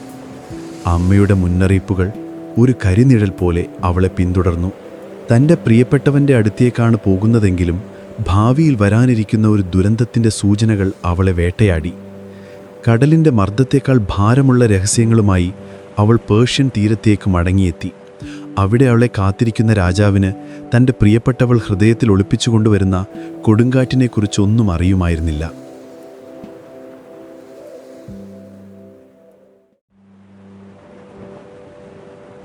കരയിലേക്ക് തിരിച്ചെത്തിയ ജുൽനാറിനെ സ്വീകരിക്കാൻ ഷാസമാൻ രാജാവ് കടൽ തീരത്ത് തന്നെ കാത്തുനിൽക്കുന്നുണ്ടായിരുന്നു. 2 മാസത്തെ വേർപാട് അദ്ദേഹത്തിന് 2 യുഗങ്ങൾ പോലെയാണ് അനുഭവപ്പെട്ടത്. അവളെ കണ്ടതും അദ്ദേഹം കുതിരപ്പുറത്തു നിന്നിറങ്ങി ഓടിച്ചെന്ന് കെട്ടിപ്പിടിച്ചു. ജുൽനാർ, നീ തിരികെ വരില്ലേ എന്ന് ഞാൻ ഭയന്നു. അദ്ദേഹത്തിൻ്റെ ശബ്ദം ഇടറിയിരുന്നു. ജുൽനാർ അദ്ദേഹത്തെ ആശ്വസിപ്പിച്ചു. ഞാൻ വാക്ക് തന്നിട്ടല്ലേ പോയത്? എൻ്റെ ലോകം ഇപ്പോൾ ഇതാണെന്ന് ഞാൻ പറഞ്ഞില്ലേ? അവൾ പുഞ്ചിരിക്കാൻ ശ്രമിച്ചെങ്കിലും ആ പുഞ്ചിരിക്ക് പഴയ തിളക്കമുണ്ടായിരുന്നില്ല. അവളുടെ കണ്ണുകളിലെ ഭാരം രാജാവ് ശ്രദ്ധിച്ചെങ്കിലും ദീർഘമായ യാത്രയുടെ ക്ഷീണം കൊണ്ടാവാമെന്ന് അദ്ദേഹം സമാധാനിച്ചു. അവർ കൊട്ടാരത്തിലേക്ക് മടങ്ങി. ജുൽനാർ തൻ്റെ കുടുംബത്തെ കണ്ട വിശേഷങ്ങളെല്ലാം രാജാവിനോട് പറഞ്ഞു. എന്നാൽ അമ്മ നൽകിയ ഭയപ്പെടുത്തുന്ന മുന്നറിയിപ്പിനെക്കുറിച്ച് അവൾ ഒന്നും പറഞ്ഞില്ല. അദ്ദേഹത്തിൻ്റെ സന്തോഷം തല്ലിക്കെടുത്താൻ അവൾ ആഗ്രഹിച്ചില്ല. മാത്രമല്ല, അത് പറഞ്ഞാൽ അദ്ദേഹം തൻ്റെ കുടുംബത്തെ വെറുക്കുമോ എന്നും അവൾ ഭയന്നു. ആ രഹസ്യം അവൾ തൻ്റെ ഹൃദയത്തിൻ്റെ കോണിൽ ഭദ്രമായി അടച്ചുവെച്ചു. ദിവസങ്ങൾ പഴയതുപോലെ കടന്നുപോയി. രാജാവ് പഴയതിലും സന്തോഷവാനായിരുന്നു. എന്നാൽ ജുൽനാറിൻ്റെ ഉള്ളിലെപ്പോഴും ഒരു തീ പുകഞ്ഞുകൊണ്ടിരുന്നു. കടലിൻ്റെ ദിശയിൽ നിന്ന് കാറ്റ് വീശുമ്പോഴെല്ലാം അവൾ അറിയാതെ ഞെട്ടിപ്പോകും. തിരമാലകളുടെ ശബ്ദം കേൾക്കുമ്പോൾ തൻ്റെ കുഞ്ഞിനെ തേടി വരുന്ന അമ്മാവൻ്റെ പടയാളികളാണോ അതെന്ന് അവൾ സംശയിക്കും. മാസങ്ങൾക്കു ശേഷം ഒരു പ്രഭാതത്തിൽ ജുൽനാറിന് തൻ്റെ ശരീരത്തിൽ ചില മാറ്റങ്ങൾ അനുഭവപ്പെട്ടു തുടങ്ങി. താൻ ഗർഭിണിയാണെന്ന സത്യം അവൾ തിരിച്ചറിഞ്ഞു.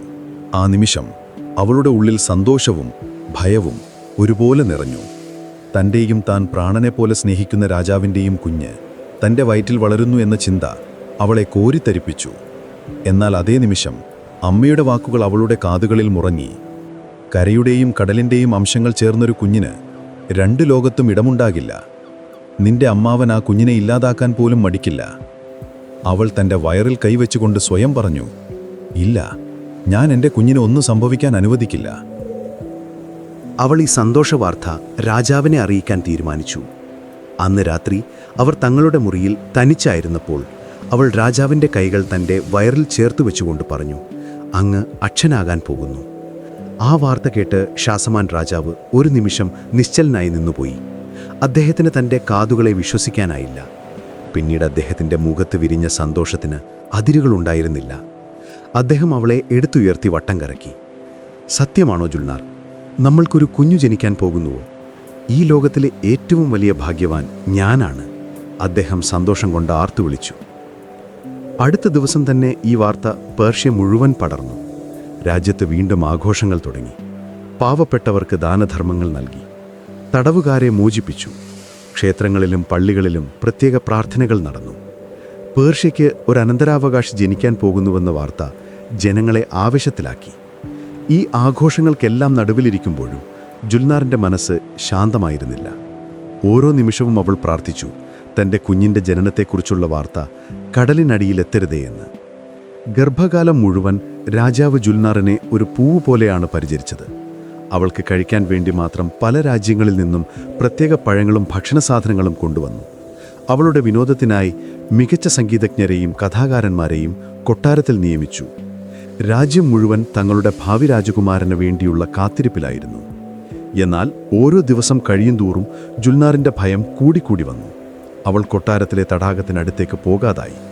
കടൽക്കാറ്റേൽക്കുന്ന ബാൽക്കണികളിൽ നിൽക്കുന്നത് അവൾ ഒഴിവാക്കി. കടലിനെ ഓർമ്മിപ്പിക്കുന്ന എന്ത് കണ്ടാലും അവളുടെ ഹൃദയം വേഗത്തിൽ ഇടിക്കാൻ തുടങ്ങി. അവളുടെ ഈ മാറ്റങ്ങൾ ഗർഭകാലത്തിൻ്റെതായ മാനസികാവസ്ഥ കൊണ്ടാണെന്ന് രാജാവ് കരുതി. ഒടുവിൽ ആ ദിവസം വന്നെത്തി. ജുൽനാറിന് പ്രസവവേദന തുടങ്ങി. കൊട്ടാരം മുഴുവൻ പ്രാർത്ഥനയിലും ആകാംക്ഷയിലുമായിരുന്നു. ഷാസമാൻ രാജാവ് ഒരു നിമിഷം പോലും അടങ്ങിയിരിക്കാനാവാതെ മുറിയുടെ പുറത്ത് അങ്ങോട്ടും ഇങ്ങോട്ടും നടന്നുകൊണ്ടിരുന്നു. മണിക്കൂറുകൾക്ക് ശേഷം ഒരു കുഞ്ഞിൻ്റെ കരച്ചിൽ കൊട്ടാരത്തിൽ മുഴങ്ങി. രാജാവിൻ്റെ കാത്തിരിപ്പിന് വിരാമമിട്ടുകൊണ്ട് ഒരു പരിചാരിക സന്തോഷത്തോടെ ഓടിവന്ന് പറഞ്ഞു, അങ്ങേക്കൊരു ആൺകുഞ്ഞു പിറന്നിരിക്കുന്നു. രാജാവ് മുറിയിലേക്ക് ഓടിച്ചെന്നു. വെളുത്ത പട്ടിൽ പൊതിഞ്ഞ് തൻ്റെ പ്രിയപ്പെട്ട ജുൽനാറിൻ്റെ കൈകളിൽ തൻ്റെ മകൻ ഉറങ്ങുന്ന കാഴ്ച അദ്ദേഹം കണ്ടു. ആ കുഞ്ഞിൻ്റെ മുഖത്തിന് പൗർണമി ചന്ദ്രൻ്റെ ശോഭയുണ്ടായിരുന്നു. അവൻ്റെ ചുണ്ടിൽ ഒരു പുഞ്ചിലി തത്തിക്കളിക്കുന്നുണ്ടായിരുന്നു. അവൻ കണ്ണു തുറന്നപ്പോൾ രാജാവ് അത്ഭുതപ്പെട്ടുപോയി. ആ കണ്ണുകൾക്ക് ജുൽനാറിൻ്റെ കണ്ണുകളെപ്പോലെ കടലിൻ്റെ നീലനിറമായിരുന്നു. അതൊരു സാധാരണ നീലനിറമായിരുന്നില്ല. ആഴക്കടലിൻ്റെ നിഗൂഢത മുഴുവൻ ഒളിപ്പിച്ചു വെച്ചതുപോലെയുള്ള ഒരു പ്രത്യേക നീല.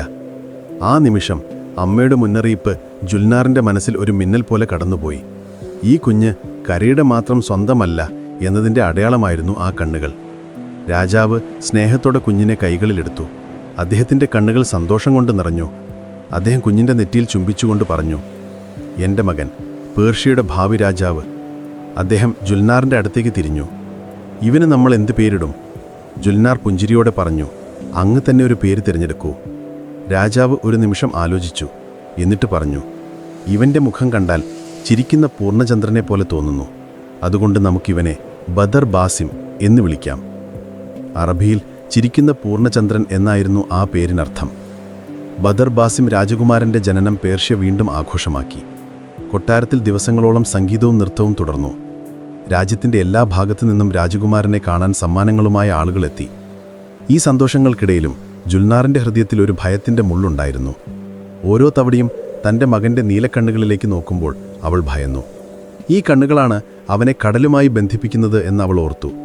രാത്രിയിൽ എല്ലാവരും ഉറങ്ങിക്കഴിയുമ്പോൾ അവൾ ബദർ ബാസിമിനെ മാറോട് ചേർത്ത് വെച്ച് പറയും, എൻ്റെ കുഞ്ഞെ, നിന്നെ ഒരു ആപത്തും തൊടാൻ ഞാൻ സമ്മതിക്കില്ല.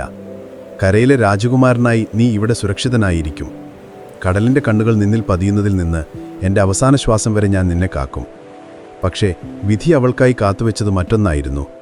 ബദർ ബാസിമിൻ്റെ ജനനവാർത്ത തിരമാലകൾ വഴി എപ്പോഴോ കടലിനടിയിലെ ലോകത്തും എത്തിയിരുന്നു.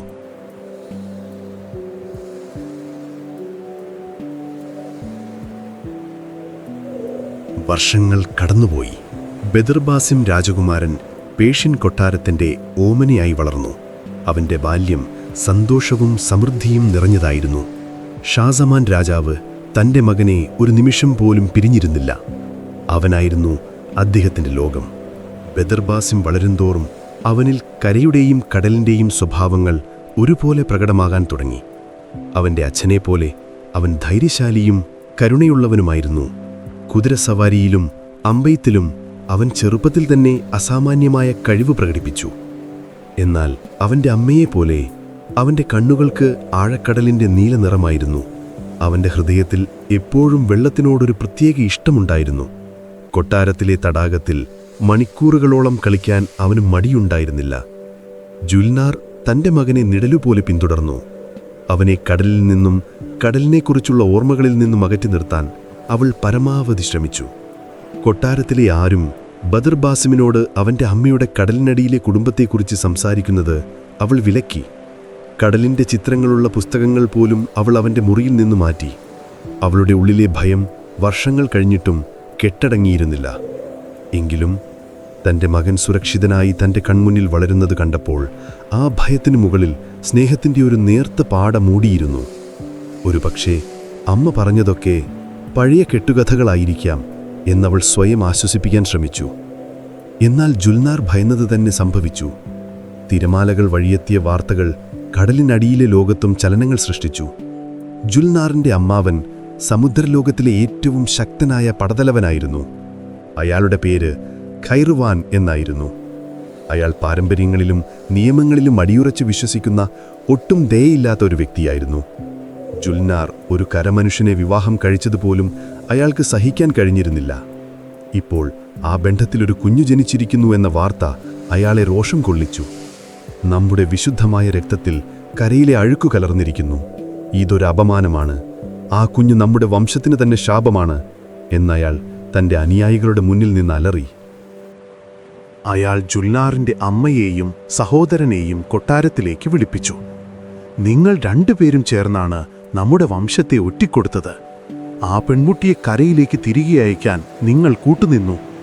ഇപ്പോൾ കണ്ടില്ലേ, ഒരു സങ്കരയിനം നമ്മുടെ കുടുംബത്തിൽ പിറന്നിരിക്കുന്നു. അവനെ ഇവിടെ കൊണ്ടുവരണം. അവൻ്റെ ശരീരത്തിൽ നിന്ന് കരയുടെ അംശം തുടച്ചു നീക്കണം.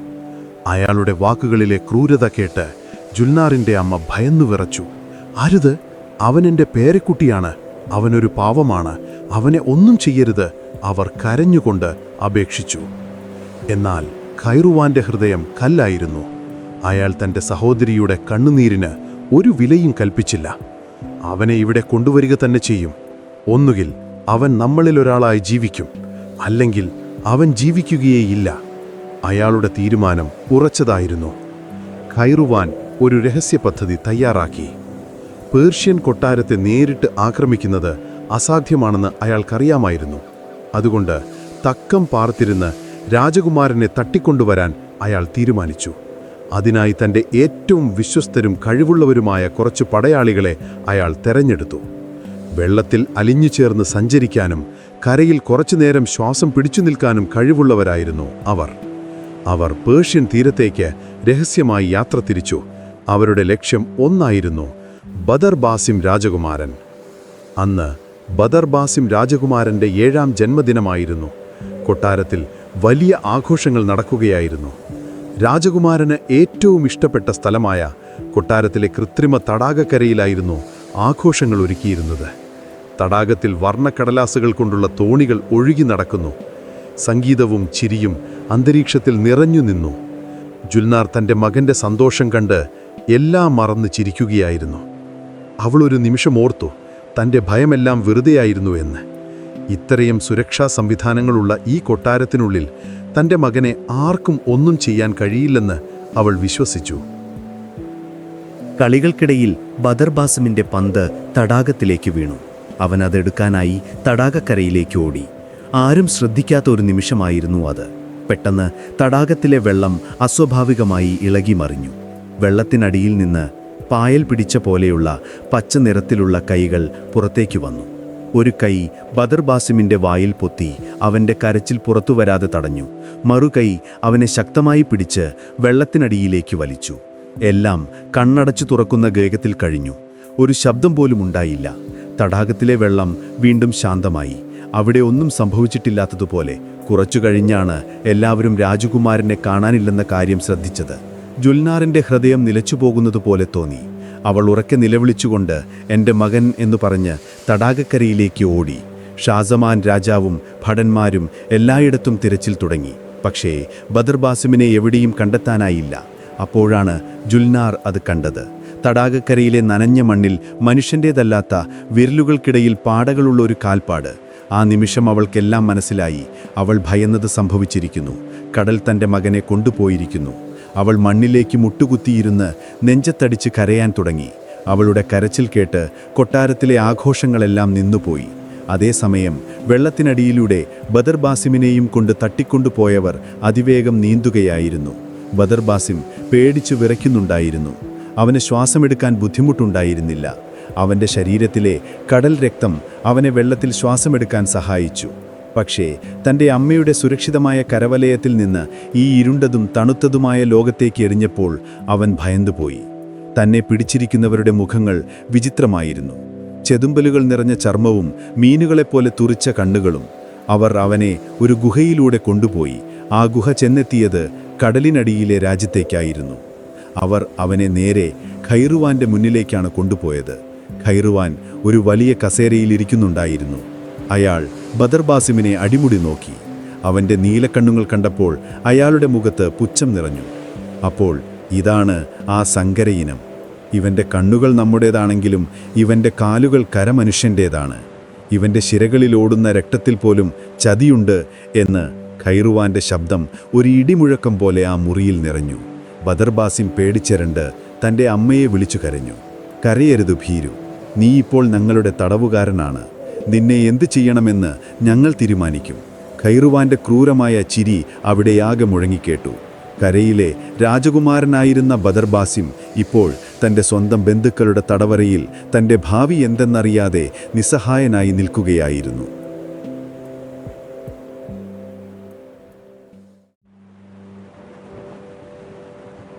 ബദർബാസിം രാജകുമാരൻ്റെ തിരോധാനം പേർഷ്യൻ കൊട്ടാരത്തെ ഒരു നിശബ്ദമായ ശവപ്പറമ്പാക്കി മാറ്റി.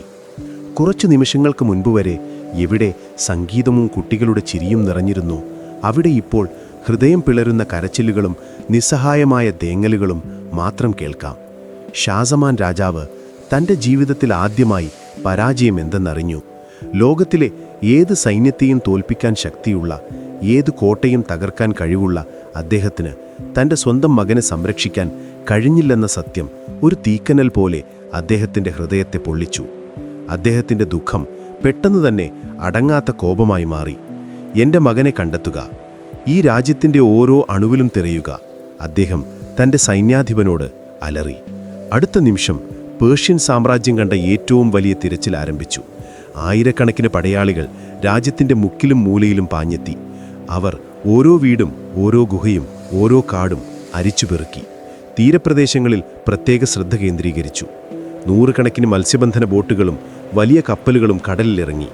അവർ വലയെറിഞ്ഞത് മത്സ്യങ്ങൾക്ക് വേണ്ടിയായിരുന്നില്ല, തങ്ങളുടെ പ്രിയപ്പെട്ട രാജകുമാരൻ്റെ എന്തെങ്കിലും ഒരു തുമ്പിനു വേണ്ടിയായിരുന്നു. അയൽ രാജ്യങ്ങളിലേക്ക് ചാരന്മാരെ അയച്ചു, ആരെങ്കിലും രാജകുമാരനെ തട്ടിക്കൊണ്ടുപോയതാണോ എന്നറിയാൻ. രാജാവ് ഉറങ്ങിയില്ല, ഭക്ഷണം കഴിച്ചില്ല. കൊട്ടാരത്തിൻ്റെ ഏറ്റവും ഉയർന്ന ഗോപുരത്തിൽ നിന്ന് തൻ്റെ മകനുമായി വരുന്ന ഏതെങ്കിലും ഒരു ദൂതനെ കാത്ത് അദ്ദേഹം രാവും പകലും നിന്നു. എന്നാൽ ഈ ബഹളങ്ങൾക്കിടയിൽ ജുൽനാർ ഒരു കൽപ്രതിമ പോലെ നിശ്ചലമായിരുന്നു. അവളുടെ കണ്ണുനീർ വറ്റിപ്പോയിരുന്നു. അവൾക്ക് കരയാൻ പോലും കഴിയുന്നുണ്ടായിരുന്നില്ല. കാരണം ഈ തിരച്ചിലുകളെല്ലാം വ്യർത്ഥമാണെന്ന് അവൾക്ക് നന്നായി അറിയാമായിരുന്നു. തൻ്റെ മകൻ ഈ മണ്ണിലില്ല, അവൻ കടലിൻ്റെ ആഴങ്ങളിലാണ്. കരയിലെ ഒരു സൈന്യത്തിനും അവിടെ എത്താൻ കഴിയില്ല. ഷാസമാൻ്റെ ദുഃഖം കോപമാണെങ്കിൽ ജുൽനാറിൻ്റെ ദുഃഖം കുറ്റബോധമായിരുന്നു. താനാണ് എല്ലാത്തിനും കാരണമെന്ന് അവൾ വിശ്വസിച്ചു. തൻ്റെ അമ്മയുടെ മുന്നറിയിപ്പ് അവഗണിച്ചതിൻ്റെ ഫലമാണിത്. തൻ്റെ രക്തത്തിൽപ്പെട്ടവർ തന്നെയാണ് തൻ്റെ കുഞ്ഞിനെ തട്ടിക്കൊണ്ടുപോയതെന്ന ചിന്ത അവളെ ഭ്രാന്ത് പിടിപ്പിച്ചു. അവൾ മണിക്കൂറുകളോളം ആ തടാകക്കരയിൽ തന്നെയിരുന്നു. തൻ്റെ മകനെ കൊണ്ടുപോയവർ അവശേഷിപ്പിച്ച ആ വിചിത്രമായ കാൽപ്പാട് പതിയെ വെള്ളം കയറി മാഞ്ഞു പോകുന്നത് അവൾ നിർവികാരയായി നോക്കിയിരുന്നു. അതോടൊപ്പം തൻ്റെ അവസാന പ്രതീക്ഷയും മാഞ്ഞു പോവുകയാണെന്ന് അവൾക്ക് തോന്നി. രാജാവിന് അവളോട് എങ്ങനെ ദേഷ്യപ്പെടണമെന്ന് പോലും അറിയില്ലായിരുന്നു. അവളുടെ ദുഃഖം അദ്ദേഹത്തിന് കാണാമായിരുന്നു. പക്ഷേ അതിൻ്റെ ആഴം മനസ്സിലാക്കാൻ അദ്ദേഹത്തിന് കഴിഞ്ഞില്ല. അവർ ഒരേ മുറിയിലായിരുന്നു ജീവിച്ചിരുന്നത്. പക്ഷേ അവർക്കിടയിൽ ഒരു സമുദ്രത്തിന്റെ അകലമുണ്ടായിരുന്നു. അദ്ദേഹം തിരച്ചിലിന്റെ കാര്യങ്ങൾ ചർച്ച ചെയ്യുമ്പോൾ അവൾ ജനലിലൂടെ ദൂരേക്ക് കടലിനെ നോക്കിയിരുന്നു. അവളുടെ ആ നോട്ടം അദ്ദേഹത്തെ വേദനിപ്പിച്ചു. അവൾ തന്റെ പഴയ ലോകത്തേക്ക് മടങ്ങിപ്പോകാൻ ആഗ്രഹിക്കുകയാണോ എന്ന് പോലും അദ്ദേഹം സംശയിച്ചു. സ്നേഹം കൊണ്ട് അവർക്കിടയിൽ നിർമ്മിച്ച പാലം ഇപ്പോൾ ദുഃഖത്തിന്റെ തിരമാലകളിൽപ്പെട്ട് തകരാൻ തുടങ്ങുകയായിരുന്നു. ദിവസങ്ങൾ ആഴ്ചകളായി, ആഴ്ചകൾ മാസങ്ങളായി. രാജാവിന്റെ കൽപ്പന പ്രകാരം പോയ പടയാളികളെല്ലാം ഒഴിഞ്ഞ കൈകളുമായി മടങ്ങിയെത്തി. അവർക്ക് രാജകുമാരനെക്കുറിച്ച് ഒരു വിവരവും കണ്ടെത്താനായില്ല. കടലിൽ പോയ കപ്പലുകളും നിരാശയോടെ തീരമണഞ്ഞു. ഒരു തുമ്പ് പോലും അവശേഷിപ്പിക്കാതെ തന്റെ മകൻ അപ്രത്യക്ഷനായിരിക്കുന്നുവെന്ന സത്യം ഷാസമാൻ രാജാവിന് പതിയെ അംഗീകരിക്കേണ്ടി വന്നു. അദ്ദേഹത്തിന്റെ കോപമടങ്ങി. പകരം ആ സ്ഥാനം ഏറ്റെടുത്തത് അടങ്ങാത്ത ദുഃഖമായിരുന്നു. അദ്ദേഹം രാജ്യഭരണം ശ്രദ്ധിക്കാതായി. മന്ത്രിമാരുമായി ചർച്ചകൾ നടത്താതായി. ദിവസങ്ങളോളം അദ്ദേഹം തന്റെ മുറിയിൽ അടച്ചിരുന്നു. ആഹാരം പോലും കഴിക്കാതെ തന്റെ മകന്റെ കളിപ്പാട്ടങ്ങളും വസ്ത്രങ്ങളും കെട്ടിപ്പിടിച്ച് കരഞ്ഞു. പേർഷ്യയെ നയിച്ച ശക്തനായ ആ രാജാവ് ഇപ്പോൾ തകർന്ന ഹൃദയമുള്ള ഒരു സാധാരണ അച്ഛൻ മാത്രമായി മാറി. ഒരു രാത്രി സഹികെട്ട് അദ്ദേഹം ജുൽനാറിന്റെ മുറിയിലേക്ക് ചെന്നു. അവൾ പതിവ് പോലെ ജനലിലൂടെ കടലിനെയും നോക്കിയിരിക്കുകയായിരുന്നു. അവളുടെ നിശബ്ദത അദ്ദേഹത്തിന് സഹിക്കാവുന്നതിലും അപ്പുറമായിരുന്നു. അദ്ദേഹം അവളുടെ തോളിൽ പിടിച്ചു കുലുക്കിക്കൊണ്ട് ചോദിച്ചു, ജുൽനാർ, എന്നോടെങ്കിലും ഒരു സത്യം പറയൂ. നിന്റെ കുടുംബമാണോ ഇതിന് പിന്നിൽ? കടലിൽ നിന്നുള്ള ആരെങ്കിലുമാണോ എൻ്റെ മകനെ കൊണ്ടുപോയത്? അദ്ദേഹത്തിൻ്റെ ചോദ്യം ഒരു കൂരമ്പ് പോലെ അവളുടെ ഹൃദയത്തിൽ തറച്ചു. അവൾ എന്തു മറുപടി പറയും? അതേ എന്ന് പറഞ്ഞാൽ തൻ്റെ കുടുംബം കുറ്റവാളികളാകൂ. ഒരുപക്ഷേ ഷാസമാൻ രാജാവ് കടലിനോട് യുദ്ധം പ്രഖ്യാപിക്കാൻ പോലും മടിക്കില്ല. ഇല്ല എന്ന് പറഞ്ഞാൽ അത് കള്ളമാകും. അവൾക്ക് തൻ്റെ പ്രിയപ്പെട്ടവനോട് നുണ പറയാൻ കഴിയില്ലായിരുന്നു. അവളുടെ കണ്ണുകൾ നിറഞ്ഞു. അവൾ ഒന്നും മിണ്ടാതെ തലകുനിച്ചു. അവളുടെ ആ മൗനം രാജാവിന് 1000 കുറ്റസമ്മതങ്ങൾക്ക് തുല്യമായിരുന്നു. അദ്ദേഹത്തിൻ്റെ കൈകൾ അവളുടെ തോളിൽ നിന്ന് അയഞ്ഞു. അദ്ദേഹത്തിൻ്റെ മുഖത്ത് നിരാശയും വേദനയും ഒരുപോലെ നിഴലിച്ചു. അപ്പോൾ നീ എല്ലാം അറിഞ്ഞിട്ടും എന്നിൽ നിന്ന് മറച്ചുവെക്കുകയായിരുന്നു. അതൊരു ചോദ്യമായിരുന്നില്ല, ഒരു വിതുമ്പലായിരുന്നു. അദ്ദേഹം കൂടുതലൊന്നും ചോദിച്ചില്ല, ഒരു വാക്കുപോലും പറഞ്ഞില്ല. പതിയെ തിരിഞ്ഞു നടന്ന് ആ മുറിയിൽ നിന്ന് ഇറങ്ങിപ്പോയി. ആ നിമിഷം മുതൽ അവർക്കിടയിൽ അദൃശ്യമായ ഒരു മതിൽ രൂപപ്പെട്ടു. സ്നേഹം കൊണ്ട് ബന്ധിക്കപ്പെട്ട അവരുടെ ഹൃദയങ്ങൾ ഇപ്പോൾ ദുഃഖവും സംശയവും കൊണ്ട് വേർപെടാൻ തുടങ്ങിയിരുന്നു. ജുൽനാർ ആഗ്രഹിച്ചു തിരികെ കടലിലേക്ക് പോകാൻ, തൻ്റെ അമ്മാവനോട് തൻ്റെ മകന് വേണ്ടി യാചിക്കാൻ. പക്ഷേ അവൾക്ക് ഭയമായിരുന്നു. ഒരുപക്ഷേ അവർ തന്നെയും തടവിലാക്കിയാലോ? തൻ്റെ മകനെ പോലെ താനും ആഴക്കടലിലെ ഇരുട്ടിൽ എന്നേക്കുമായി അകപ്പെട്ടു പോയാലോ? അങ്ങനെ സംഭവിച്ചാൽ കരയിൽ തകർന്നുപോയ തൻ്റെ രാജാവിന് ആരുമുണ്ടാകില്ല. അവൾ കരയ്ക്കും കടലിനുമിടയിൽ ഒന്നിനും കഴിയാതെ നിസ്സഹായയായി. അമ്മയുടെ മുന്നറിയിപ്പ് എത്ര ശരിയായിരുന്നുവെന്ന് അവൾ വേദനയോടെ ഓർത്തു. 2 ലോകങ്ങൾക്കിടയിൽ പെട്ടുഴലുന്ന ഒരു ആത്മാവായിരിക്കും തൻ്റെ കുഞ്ഞെന്നായിരുന്നു അവർ പറഞ്ഞത്. എന്നാൽ ഇപ്പോൾ ആ വിധി വന്നിരിക്കുന്നത് തനിക്കാണ്. പേർഷ്യൻ കൊട്ടാരമെന്ന സ്വർണ്ണക്കൂട്ടിൽ തൻ്റെ പ്രിയപ്പെട്ടവൻ്റെ സാമീപ്യത്തിൽ പോലും അവൾ കൊടും ഏകാന്തത അനുഭവിച്ചു. അവരുടെ പ്രണയകഥയിലെ ഏറ്റവും മനോഹരമായ അധ്യായം കഴിഞ്ഞിരിക്കുന്നു. ഇപ്പോൾ വേദനയും വേർപാടിൻ്റെയും കറുത്ത താളങ്ങളാണ് മുന്നിലുള്ളതെന്ന് അവർ രണ്ടുപേരും അറിയുകയായിരുന്നു.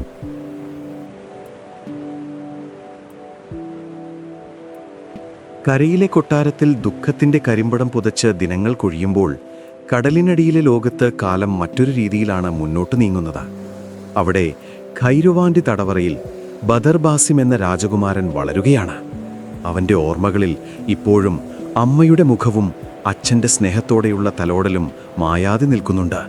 പക്ഷേ ആ ഓർമ്മകൾക്ക് മുകളിൽ ഇപ്പോൾ കടൽ ജലത്തിൻ്റെ തണുപ്പും ഏകാന്തതയുടെ ഇരുട്ടും മൂടിയിരിക്കുന്നു. അവനൊരിക്കലും ഒരു യഥാർത്ഥ തടവുകാരൻ്റെ പോലെ ചങ്ങലകളിൽ ബന്ധിക്കപ്പെട്ടില്ല. പകരം അവനെ പാർപ്പിച്ചിരിക്കുന്നത് കൊട്ടാരത്തിലെ ഒറ്റപ്പെട്ട ഒരു ഭാഗത്താണ്. ആവശ്യത്തിന് ഭക്ഷണവും മറ്റു സൗകര്യങ്ങളുമുണ്ട്. പക്ഷേ അവൻ അനുഭവിക്കുന്ന ഏറ്റവും വലിയ ശിക്ഷ ഒറ്റപ്പെടലാണ്. 10 വർഷങ്ങൾ കടന്നുപോയിരിക്കുന്നു. 7 വയസ്സുകാരനായ ആ കുട്ടി ഇപ്പോൾ 17ൻ്റെ കരുത്തും സൗന്ദര്യവുമുള്ള ഒരു യുവകോമളനായി മാറിയിരിക്കുന്നു. അവൻ്റെ മുടിയിഴകൾക്ക് രാത്രിയുടെ കറുപ്പാണ്. അവൻ്റെ കണ്ണുകൾക്ക് മാറ്റമില്ലാതെ കടലിൻ്റെ നീലയും. കരയിലെ രാജകുമാരൻ്റെ എടുപ്പും കടൽ രാജകുമാരൻ്റെ നിഗൂഢതയും അവനിൽ ഒത്തുചേർന്നിരിക്കുന്നു. പക്ഷേ ആ സൗന്ദര്യത്തിനു മുകളിൽ എപ്പോഴും ഒരു വിഷാദത്തിൻ്റെ നേർത്ത മൂടുപടമുണ്ട്. കാരണം ഈ 10 വർഷത്തിനിടയിൽ ഒരു ദിവസം പോലും അവൻ സൂര്യരശ്മി കണ്ടിട്ടില്ല, പുൽമേടുകളുടെ ഗന്ധം അറിഞ്ഞിട്ടില്ല, ഒരു പക്ഷിയുടെ പാട്ട് കേട്ടിട്ടില്ല.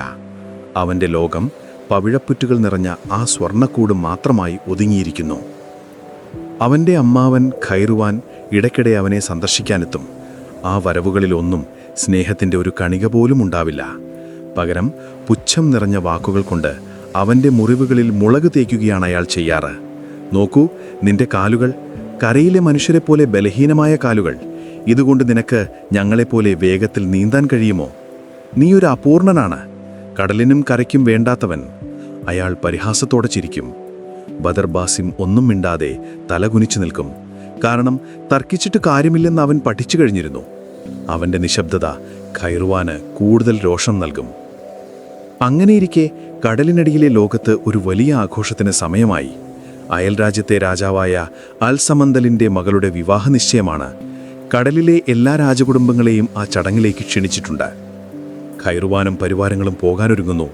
സാധാരണയായി ഇത്തരം ചടങ്ങുകളിൽ നിന്നുമെല്ലാം ബദർ ബാസിമിനെ മാറ്റി നിർത്തുകയാണ് പതിവ്.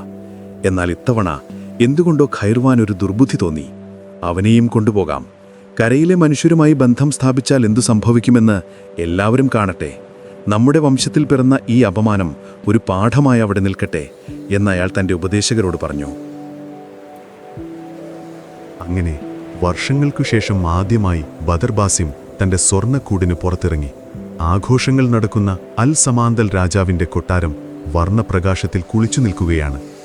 സ്വയം പ്രകാശിക്കുന്ന ആയിരക്കണക്കിന് ജെല്ലി ഫിഷുകളെ മേൽക്കൂരയിൽ നിന്ന് വിളക്കുകൾ പോലെ തൂക്കിയിട്ടിരിക്കുന്നു. സംഗീതത്തിന്റെ അലകളെങ്ങും ഒഴുകി നടക്കുന്നു. കടൽ സുന്ദരിമാർ മുത്തുകൾ കോർത്ത വസ്ത്രങ്ങൾ അണിഞ്ഞ് നീന്തി നടക്കുന്നു. ഇതെല്ലാം കണ്ടിട്ടും ബദർ ബാസിമിന്റെ മുഖത്ത് ഒരു ഭാവവ്യത്യാസവും ഉണ്ടായില്ല. തനിക്ക് അന്യമായ ലോകത്തിലെ വ്യാജമായ സന്തോഷ പ്രകടനങ്ങളായിട്ടാണ് അവനതെല്ലാം തോന്നിയത്. അവനെ അവിടെ കണ്ട പലരും അത്ഭുതത്തോടെയും സഹതാപത്തോടെയും നോക്കി. ചിലർ അവൻ്റെ കാലുകളിലേക്ക് നോക്കി അടക്കം പറയുന്നത് അവൻ കേട്ടു. ചടങ്ങിനിടയിൽ എല്ലാവരുടെയും ശ്രദ്ധയാകർഷിച്ചുകൊണ്ട് വധുവായ ജൗഹര രാജകുമാരി അവിടേക്ക് വരുന്നു.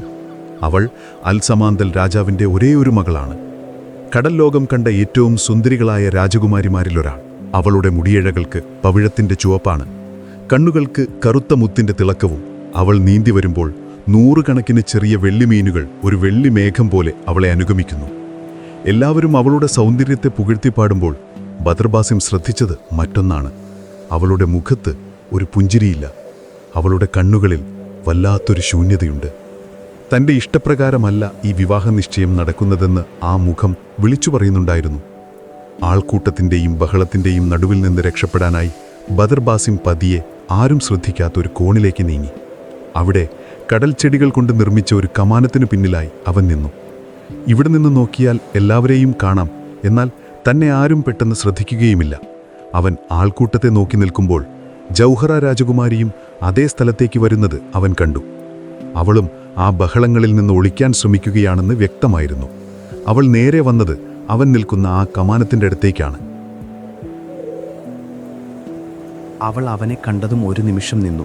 സാധാരണ എല്ലാവരും നോക്കുന്നത് പോലെ പുച്ഛത്തോടെയോ സഹതാപത്തോടെയോ അല്ല അവൾ നോക്കിയത്. അവളുടെ കണ്ണുകളിൽ ആകാംക്ഷയും അത്ഭുതവുമായിരുന്നു. നിങ്ങൾ ഖൈറുവാൻ്റെ അനന്തരവനാണല്ലേ, കരയിൽ നിന്ന് വന്ന രാജകുമാരൻ? അവൾ സൗമ്യമായി ചോദിച്ചു. അവളുടെ ശബ്ദം ഒരു സംഗീതം പോലെ അവൻ്റെ കാതുകളിൽ പതിച്ചു. 10 വർഷത്തിനിടയിൽ ആദ്യമായാണ് ഒരാൾ അവനോട് ഇത്രയും സ്നേഹത്തോടെ സംസാരിക്കുന്നത്. അവൻ പതിയെ തലയാട്ടി. നിങ്ങൾ എന്താ ഇവിടെ ഒറ്റയ്ക്ക് നിൽക്കുന്നത്? ഈ ആഘോഷങ്ങളൊന്നും ഇഷ്ടപ്പെട്ടില്ലേ? അവൾ ചോദിച്ചു. ബദർ ബാസിം ആദ്യമായി അവളെ നേരെ നോക്കി.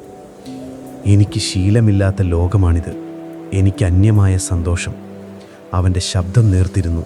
അവൻ്റെ കണ്ണുകളിലെ ആഴത്തിലുള്ള ദുഃഖം അവൾക്ക് കാണാമായിരുന്നു. അവൾക്ക് അവനോട് വല്ലാത്തൊരു അടുപ്പം തോന്നി. കാരണം ആ വലിയ കൊട്ടാരത്തിൽ അവളും ഒറ്റയ്ക്കായിരുന്നു.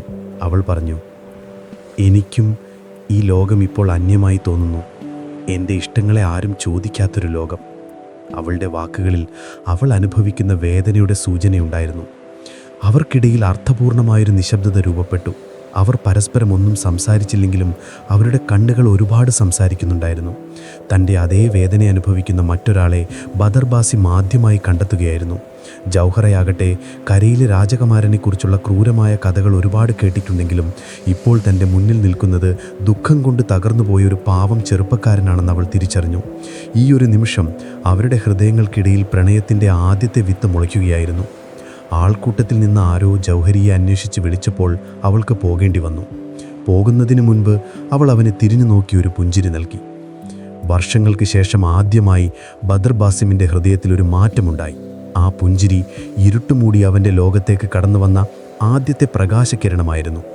ചടങ്ങ് കഴിഞ്ഞ് ഖൈർവാൻ അവനെ വീണ്ടും തടവറയിലേക്ക് കൊണ്ടുപോകുമ്പോൾ അവൻ്റെ മനസ്സ് ശൂന്യമായിരുന്നില്ല.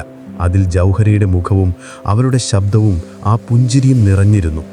ജീവിതത്തിൽ ആദ്യമായി തനിക്ക് വേണ്ടിയും ആരോ ഉണ്ടായേക്കാമെന്ന് അവൻ ആശിച്ചു തുടങ്ങി.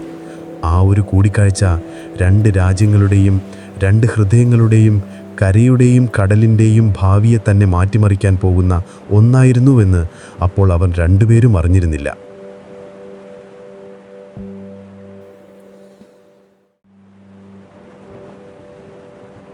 ബദർബാസിമിൻ്റെയും ജൗഹറിയുടെയും ഹൃദയങ്ങളിൽ പ്രണയത്തിൻ്റെ ആദ്യത്തെ നാമ്പ് മുളയ്ക്കുന്ന അതേ സമയത്ത് കരയിലെ പേർഷ്യൻ കൊട്ടാരത്തിൽ 10 വർഷങ്ങൾ നീണ്ട ശൈത്യകാലം അവസാനിച്ചിരുന്നില്ല. കാലം ഷാസമാൻ രാജാവിൻ്റെ മുടിയിഴകളിൽ നര വീഴ്ത്തിയിരുന്നു. അദ്ദേഹത്തിൻ്റെ മുഖത്ത് ദുഃഖം ആഴത്തിലുള്ള ചുളിവുകൾ വീഴ്ത്തിയിരുന്നു. അദ്ദേഹം ഇപ്പോഴും പേർഷ്യയുടെ രാജാവാണ്, പക്ഷേ അദ്ദേഹത്തിൻ്റെ ആത്മാവ് എന്നേ മരിച്ചുപോയിരുന്നു. രാജ്യഭരണമെല്ലാം പ്രധാനമന്ത്രിയെ ഏൽപ്പിച്ച് അദ്ദേഹം തൻ്റെ ഏകാന്തതയുടെ കൂട്ടിൽ ഒതുങ്ങിക്കൂടി. ജുൽനാറുമായുള്ള ബന്ധം പേരിനൊന്നു മാത്രമായി ഒതുങ്ങി. അവർ പരസ്പരം സംസാരിക്കാതായിട്ട് വർഷങ്ങളായിരുന്നു. ഒരേ കൊട്ടാരത്തിൽ 2 അപരിചിതരെ പോലെ അവർ ജീവിച്ചു. അവരുടെ നിശബ്ദതയിൽ ഒരു മകൻ്റെ ഓർമ്മകൾ വേദനയായി തളം കെട്ടി നിന്നു. എല്ലാ പ്രതീക്ഷകളും അസ്തമിച്ച ഒരു രാത്രിയിൽ കൊട്ടാരത്തിലെ പ്രായം ചെന്ന ഒരു പരിചാരകൻ രാജാവിൻ്റെ അരികിലെത്തി. അദ്ദേഹം രാജാവിൻ്റെ അച്ഛൻ്റെ കാലം മുതൽ കൊട്ടാരത്തിൽ സേവനമനുഷ്ഠിക്കുന്നയാളാണ്. പ്രഭു, അങ്ങ് എന്നോട് ക്ഷമിക്കണം. അങ്ങയുടെ ദുഃഖത്തിൽ ഇടപെടാൻ ഞാൻ ആഗ്രഹിക്കുന്നില്ല. പക്ഷേ ഒരു വഴി കൂടി ബാക്കിയുണ്ട്, അദ്ദേഹം വിറയ്ക്കുന്ന ശബ്ദത്തോടെ പറഞ്ഞു. രാജാവ് നിർവികാരനായി അദ്ദേഹത്തെ നോക്കി. എല്ലാ വഴികളും അടഞ്ഞിരിക്കുന്നു. എൻ്റെ മകൻ പോയി. പരിചാരകൻ തുടർന്നു. ഇല്ല പ്രഭു, ചരിത്രരേഖകളിൽ ഒന്നും കാണാത്ത എന്നാൽ നാടോടി കഥകളിൽ മാത്രം ജീവിക്കുന്ന ഒരു സ്ത്രീയെക്കുറിച്ച് കേട്ടിട്ടുണ്ട്. അവർ താമസിക്കുന്നത് രാജ്യത്തിൻ്റെ വടക്കേ അറ്റത്തുള്ള പക്ഷികളുടെ മല എന്നറിയപ്പെടുന്ന കൊടുമുടിയിലാണ്. അവർക്ക് പക്ഷികളുടെ ഭാഷ അറിയാമത്രേ. ലോകത്ത് നടക്കുന്ന എല്ലാ കാര്യങ്ങളും പക്ഷികൾ വഴി അവർ അറിയുന്നു. ആളുകൾ അവരെ പക്ഷിമന്ത്രവാദിനി എന്ന് വിളിക്കുന്നു. രാജാവിന് ആദ്യം അതൊരു കെട്ടുകഥയായിട്ടാണ് തോന്നിയത്. പക്ഷേ മുങ്ങിത്താഴുന്നവന് ഒരു കച്ചിത്തുരുമ്പും വലിയൊരു പ്രതീക്ഷയാണ്. നഷ്ടപ്പെടാൻ തനിക്കിനി ഒന്നുമില്ലെന്ന് അദ്ദേഹം ഓർത്തു. എവിടെയാണവർ? എനിക്കവരെ കാണണം. വർഷങ്ങൾക്ക് ശേഷം ആദ്യമായി രാജാവിൻ്റെ ശബ്ദത്തിൽ ഒരു പ്രതീക്ഷയുടെ നേർത്ത കണിക മിന്നി. അടുത്ത ദിവസം തന്നെ വളരെ കുറച്ചംഗരക്ഷകരുമായി ഷാസമാൻ രാജാവ് പക്ഷികളുടെ മലയിലേക്ക് യാത്ര തിരിച്ചു. ദിവസങ്ങൾ നീണ്ട ദുർഘടമായ യാത്രയായിരുന്നു അത്. ഒടുവിൽ അവർ ആ മലയുടെ അടുത്തെത്തി. ആ മലയുടെ മുകളിൽ മരങ്ങൾ കുറവായിരുന്നു. പകരം ആയിരക്കണക്കിന് പക്ഷിക്കൂടുകൾ കൊണ്ട് ആ മല മൂടിയിരിക്കുന്നത് പോലെ തോന്നി. പലതരം പക്ഷികളുടെ ശബ്ദം കൊണ്ട് അവിടെ ആകെ മുഖരിതമായിരുന്നു. പരുന്തുകളും കഴുകന്മാരും ആകാശത്ത് വട്ടമിട്ട് പറക്കുന്നു. പാറയിടുക്കുകളിൽ ആയിരക്കണക്കിന് പ്രാവുകൾ കുറുകുന്നു. അംഗരക്ഷകരെ താഴെ നിർത്തി രാജാവ് ഒറ്റയ്ക്ക് മല കയറാൻ തുടങ്ങി. മലയുടെ മുകളിൽ പാറയിൽ കൊത്തിയെടുത്തതുപോലെയുള്ള ഒരു ചെറിയ ഗുഹയുടെ മുന്നിൽ അദ്ദേഹമെത്തി. ഗുഹയുടെ വാതിൽക്കൽ ഒരു സ്ത്രീ ഇരിക്കുന്നുണ്ടായിരുന്നു. അവരുടെ പ്രായം എത്രയാണെന്ന് ഊഹിക്കാൻ കഴിഞ്ഞില്ല. മുഖം മുഴുവൻ ചുളിവുകൾ വീണിട്ടുണ്ടെങ്കിലും അവരുടെ കണ്ണുകൾക്ക് ഒരു യുവതിയുടെ തിളക്കമുണ്ടായിരുന്നു. അവരുടെ വസ്ത്രങ്ങൾ തൂവലുകൾ കൊണ്ട് നിർമ്മിച്ചതുപോലെ തോന്നി. അവരുടെ തലമുടിയിൽ ചെറിയ പക്ഷികൾ കൂടുകൂട്ടിയിരുന്നു. അവർക്ക് ചുറ്റും പലതരം പക്ഷികൾ ഭയമില്ലാതെ വന്നിരിക്കുന്നുണ്ടായിരുന്നു. രാജാവിനെ കണ്ടിട്ടും അവർ ഭാവഭേദമൊന്നുമില്ലാതെ ചോദിച്ചു, പേർഷ്യയുടെ രാജാവിന് ഈ പാവപ്പെട്ടവളുടെ ഗുഹയിൽ എന്തു കാര്യം? അവരുടെ ശബ്ദം പക്ഷികളുടെ ചിലിക്കൽ പോലെ നേർത്തതായിരുന്നു. അവർക്ക് തന്നെ അറിയാമെന്നറിഞ്ഞപ്പോൾ രാജാവ് അത്ഭുതപ്പെട്ടു. അദ്ദേഹം അവരുടെ മുന്നിൽ മുട്ടുകുത്തി. അമ്മേ, അങ്ങ് സർവജ്ഞാനിയാണ്. എൻ്റെ ദുഃഖത്തിൻ്റെ കാരണം അങ്ങേക്കറിയാമല്ലോ. 10 വർഷം മുമ്പ് എനിക്കെൻ്റെ ഏക മകനെ നഷ്ടപ്പെട്ടു. അവൻ ജീവിച്ചിരിപ്പുണ്ടോ മരിച്ചോ എന്ന് പോലും എനിക്കറിയില്ല. അവനെ കണ്ടെത്താനുള്ള എൻ്റെ അവസാനത്തെ പ്രതീക്ഷ അങ്ങാണ്. രാജാവിൻ്റെ കണ്ണുകൾ നിറഞ്ഞിരുന്നു. ആ വലിയ സാമ്രാജ്യത്തിൻ്റെ അധിപൻ ഇപ്പോൾ ഒരു ഭിക്ഷക്കാരനെ പോലെ തൻ്റെ മകന് വേണ്ടി യാചിക്കുകയാണ്. പക്ഷിമന്ത്രവാദിനി ഒന്നും മിണ്ടാതെ കുറേ നേരം അദ്ദേഹത്തെ നോക്കിയിരുന്നു. എന്നിട്ടവർ പതിയെ കണ്ണുകളടച്ചു. അവരുടെ ചുണ്ടുകളിൽ നിന്ന് പക്ഷികളുടേതുപോലെയുള്ള നേർത്ത ശബ്ദങ്ങൾ പുറത്തു വരാൻ തുടങ്ങി. അതൊരു വിളിയായിരുന്നു. ആ വിളി കേട്ടതുപോലെ മലയിലെ എല്ലാ പക്ഷികളും അവർക്ക് ചുറ്റും പറന്നു വന്നിരിക്കാൻ തുടങ്ങി. ആകാശം ഒരു വലിയ പക്ഷിക്കൂട്ടം കൊണ്ട് കറുത്തു. ഓരോ പക്ഷിയും വന്ന് അവരുടെ ചെവിയിൽ എന്തോ ചിലച്ചു. അവർ ക്ഷമയോടെ ഓരോരുത്തരും പറയുന്നതും കേട്ടു. തെക്കുനിന്ന് വന്ന കടൽക്കാക്കകൾ, വടക്കുനിന്ന് വന്ന മഞ്ഞക്കിളികൾ, കിഴക്കുനിന്ന് വന്ന തത്തകൾ, പടിഞ്ഞാറ് നിന്ന് വന്ന ചെമ്പരുന്തുകൾ. ലോകത്തിൻ്റെ എല്ലാ കോണുകളിൽ നിന്നുമുള്ള വാർത്തകൾ ആ പക്ഷികൾ അവർക്ക് കൈമാറുകയായിരുന്നു. അതൊരു സമ്മേളനം പോലെ തോന്നി. ഒരുപാട് നേരത്തിനു ശേഷം അവർ കണ്ണു തുറന്നു. പക്ഷികളെല്ലാം ഒരുമിച്ച് പറന്നുപോയി. അവർ രാജാവിനെ നോക്കി. അങ്ങയുടെ മകൻ ജീവിച്ചിരിപ്പുണ്ട്. ആ ഒരൊറ്റ വാചകം കേട്ട് ഷാസമാൻ രാജാവിൻ്റെ ഹൃദയത്തിൽ 10 വർഷമായി കട്ടപിടിച്ചിരുന്ന മഞ്ഞ് ഉരുകാൻ തുടങ്ങി. അദ്ദേഹത്തിന് സന്തോഷം കൊണ്ട് സംസാരിക്കാൻ കഴിഞ്ഞില്ല. അവൻ എവിടെയാണ്? അവൻ സുഖമായിരിക്കുന്നു? അദ്ദേഹം വിതുമ്പിക്കൊണ്ട് ചോദിച്ചു. മന്ത്രവാദിനി തുടർന്നു. അവൻ കരയിലില്ല. അവൻ്റെ അമ്മയുടെ രാജ്യത്ത് കടലിനടിയിലാണ്. അവൻ്റെ അമ്മാവൻ അവന് തടവിലാക്കിയിരിക്കുകയാണ്. പക്ഷേ അവൻ്റെ ജീവിതത്തിൽ ഇപ്പോൾ ഒരു പുതിയ വെളിച്ചം വന്നിട്ടുണ്ട്.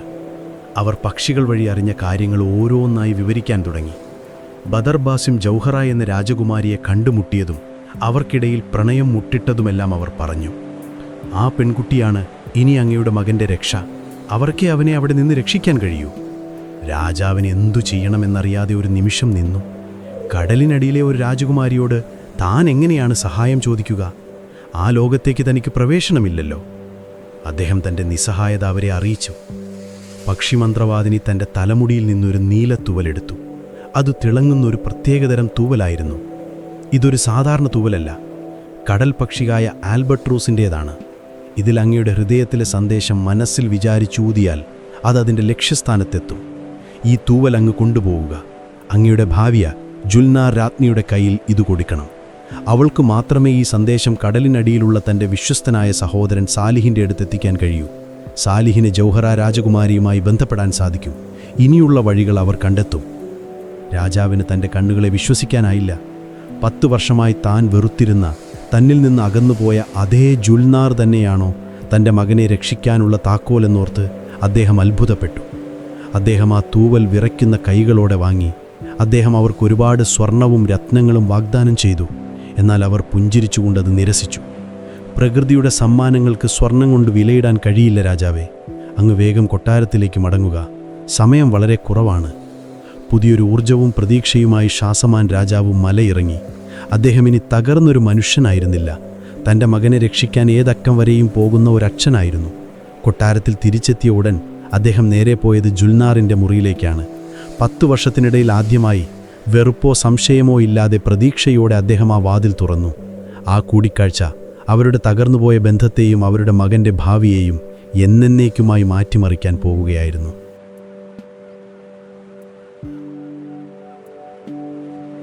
പത്ത് വർഷമായി അടഞ്ഞുകിടന്ന ആ കതക് ഷാസമാൻ രാജാവ് തുറന്നപ്പോൾ കാലം ഒരു നിമിഷം നിശ്ചലമായി നിൽക്കുന്നതുപോലെ ജുൽനാറിന് തോന്നി. പുറത്തു കൊടുങ്കാറ്റടിക്കുന്ന രാത്രിയിലായിരുന്നില്ല. അവരുടെ ഹൃദയങ്ങൾക്കിടയിൽ മൗനം കൊണ്ടൊരു മതിൽ പണിതുയർത്തിയ ആ രാത്രിയിലായിരുന്നു ആ കതക് അവസാനമായി അടഞ്ഞത്.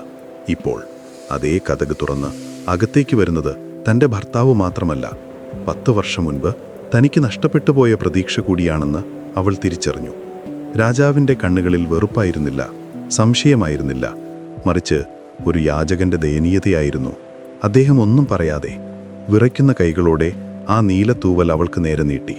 ആ തൂവൽ കണ്ടതും ജുൽനാറിൻ്റെ കടൽക്കണ്ണുകൾ വിടർന്നു. അതൊരു സാധാരണ പക്ഷിയുടെ തൂവലല്ലെന്ന് അവൾക്കൊറ്റ നോട്ടത്തിൽ മനസ്സിലായി. ആഴക്കടലിന് മുകളിലൂടെ മാസങ്ങളോളം കര കാണാതെ പറക്കുന്ന, കടലിൻ്റെ ആത്മാവിനെ തൊട്ടറിഞ്ഞ ആൽബട്രോസ് പക്ഷിയുടെ ചിറകിലെ തൂവലാണതെന്ന് അവൾ തിരിച്ചറിഞ്ഞു. കരയും കടലും തമ്മിൽ സന്ദേശങ്ങൾ കൈമാറാൻ പുരാതന കാലത്ത് തൻ്റെ പൂർവികർ ഉപയോഗിച്ചിരുന്ന ഒരു മാർഗമായിരുന്നു അത്. ഇതെവിടെ നിന്ന് കിട്ടി? അവൾ വർഷങ്ങൾക്ക് ശേഷം ആദ്യമായി അദ്ദേഹത്തോടൊരു വാക്കു ചോദിച്ചു. രാജാവ് പക്ഷിമന്ത്രവാദിനിയെ കണ്ടുമുട്ടിയതും അവർ പറഞ്ഞ കാര്യങ്ങളും തൻ്റെ മകൻ ജീവിച്ചിരിപ്പുണ്ടെന്ന സന്തോഷവാർത്തയുമെല്ലാം ഒറ്റ ശ്വാസത്തിൽ അവളോട് പറഞ്ഞു. എല്ലാം കേട്ടുകഴിഞ്ഞപ്പോൾ ജുൽനാറിൻ്റെ മുഖത്ത് ദുഃഖവും സന്തോഷവും കലർന്ന ഒരു ഭാവം വിരിഞ്ഞു. തൻ്റെ മകൻ ജീവിച്ചിരിപ്പുണ്ടെന്ന വാർത്ത അവളെ ആനന്ദ കണ്ണുനീരണിയിച്ചു. എന്നാൽ അവൻ സ്വന്തം അമ്മാവൻ്റെ തടവറയിലാണെന്ന ചിന്ത അവളുടെ ഹൃദയത്തെ കീറിമുറിച്ചു. അവൾ ആ തൂവൽ വാങ്ങി. 10 വർഷമായി താൻ മറന്നുവയ്ക്കാൻ ശ്രമിച്ച കടലിൻ്റെ മന്ത്രങ്ങൾ അവൾ ഓർത്തെടുക്കാൻ തുടങ്ങി. നമുക്ക് സമയമില്ല, അവൾ രാജാവിനോട് പറഞ്ഞു. ഈ സന്ദേശം എൻ്റെ സഹോദരൻ സാലിഹിൻ്റെ അടുത്തെത്തിക്കണം. അവൻ ഒരിക്കലും എൻ്റെ അമ്മാവനെ പോലെ ക്രൂരനല്ല. അവൻ എൻ്റെ മകനെ സഹായിക്കും. അവൾ രാജാവിനെയും കൂട്ടി കൊട്ടാരത്തിലെ ആരും വരാത്ത കടലിന് അഭിമുഖമായുള്ള ഒരു ബാൽക്കണിയിലേക്ക് പോയി. അന്ന് രാത്രി ആകാശത്ത് നക്ഷത്രങ്ങൾ തെളിഞ്ഞിരുന്നു. കടൽ ശാന്തമായിരുന്നു. അവൾ ആ തൂവൽ തൻ്റെ ചുണ്ടുകളോട് ചേർത്ത് വച്ചു. അവൾ കണ്ണുകളടച്ച് തൻ്റെ ഹൃദയത്തിൽ നിന്ന് ഒരു സന്ദേശം രൂപപ്പെടുത്തി. പ്രിയപ്പെട്ട സാലിഹ്, നമ്മുടെ മകൻ എൻ്റെ ബദർ, നിന്റെ അനന്തരവൻ ഖൈറുവാൻ്റെ തടവറയിലാണ്. അവൻ്റെ ജീവൻ അപകടത്തിലാണ്. അൽ സമാന്തൽ രാജാവിൻ്റെ മകൾ ജൗഹറിയുടെ സഹായത്തോടെ അവനെ രക്ഷിക്കണം. ഇതെൻ്റെ അപേക്ഷയല്ല, ഒരമ്മയുടെ ആജ്ഞയാണ്. ഈ സന്ദേശം മനസ്സിൽ ഉരുവിക്കൊണ്ട് അവൾ ആ തൂവലിലേക്ക് മൃദുവായി ഊതി. ആ തൂവൽ അവളുടെ കയ്യിൽ നിന്ന് ഒരു ജീവനുള്ളതുപോലെ ഉയർന്നു പൊങ്ങി. അത് ആകാശത്തേക്ക് കുതിച്ചില്ല, മറിച്ച് ഒരു നക്ഷത്രമീനിനെ പോലെ പതിയെ താഴേക്ക് കടലിൻ്റെ ഉപരിതലത്തിലേക്ക് ഒഴുകിയിറങ്ങി. അത് വെള്ളത്തിൽ തൊട്ടതും അപ്രത്യക്ഷമായി. പക്ഷേ അത് അലിഞ്ഞു പോയതായിരുന്നില്ല. ആ സന്ദേശത്തെ വഹിച്ചുകൊണ്ട് ഒരു പ്രത്യേകതരം നീരൊഴുക്ക് അതിവേഗം കടലിൻ്റെ ആഴങ്ങളിലേക്ക് യാത്ര തിരിച്ചിരുന്നു. ജുൽനാർ പ്രതീക്ഷയോടെ കടലിലേക്ക് നോക്കി നിന്നു. 10 വർഷത്തിനു ശേഷം ആദ്യമായി ഷാസമാൻ രാജാവ് അവളുടെ അരികിൽ വന്ന് അവളുടെ തോളിൽ കൈവച്ചു. അവരുടെ കണ്ണുകൾ പരസ്പരം സംസാരിച്ചു. അവരുടെ ഹൃദയങ്ങൾക്കിടയിലെ മതിൽ പതിയെ ഉരുകിത്തുടങ്ങുകയായിരുന്നു. കടലിനടിയിൽ സാലിഹ് രാജകുമാരൻ തൻ്റെ കൊട്ടാരത്തിലെ സ്വകാര്യമായ പവിഴപ്പൂന്തോട്ടത്തിൽ ഇരിക്കുകയായിരുന്നു. പെട്ടെന്ന് വെള്ളത്തിൽ ഒരു പ്രകാശത്തിൻ്റെ നേർത്ത രേഖ പ്രത്യക്ഷപ്പെട്ടു. ആ നീലത്തൂവൽ ഒരു സന്ദേശവാഹകനെ പോലെ ഒഴുകി അവൻ്റെ കൈകളിൽ വന്നിരുന്നു. അതിൽ തൊട്ടതും ജുൽനാറിൻ്റെ ശബ്ദം അവൻ്റെ മനസ്സിൽ മുഴങ്ങി. തൻ്റെ സഹോദരിയുടെ വേദന നിറഞ്ഞ വാക്കുകൾ കേട്ട് സാലിഹിൻ്റെ രക്തം തിളച്ചു. തൻ്റെ സ്വന്തം അനന്തരവൻ ഇത്രയും കാലം ഖൈറുവാനിൻ്റെ തടവറയിലായിരുന്നു എന്നറിഞ്ഞപ്പോൾ അവന് സ്വയം നിയന്ത്രിക്കാനായില്ല. അവൻ ഉടൻ തന്നെ പ്രവർത്തിക്കാൻ തീരുമാനിച്ചു. സാലിഹിനറിയാമായിരുന്നു ഖൈറുവാനോട് നേരിട്ടേറ്റുമുട്ടുന്നത് ആത്മഹത്യപരമാണെന്ന്. അതുകൊണ്ട് അവൻ ജൗഹര രാജകുമാരിയെ രഹസ്യമായി കാണാൻ തീരുമാനിച്ചു. അൽ സമാന്തൽ രാജാവിൻ്റെ കൊട്ടാരത്തിലെ രഹസ്യവഴികൾ അവനറിയാമായിരുന്നു. ഒരു രാത്രി അവൻ ആരും കാണാതെ ജൗഹരയുടെ മുറിയിലെത്തി. സാലിഹിനെ കണ്ട് അവൾ ആദ്യം ഭയന്നെങ്കിലും അവൻ വന്ന കാര്യം പറഞ്ഞപ്പോൾ അവളുടെ ഭയം അത്ഭുതത്തിനു വഴിമാറി. ബദർ ബാസിമിനെ രക്ഷിക്കാൻ താനും തയ്യാറാണെന്ന് അവൾ അറിയിച്ചു.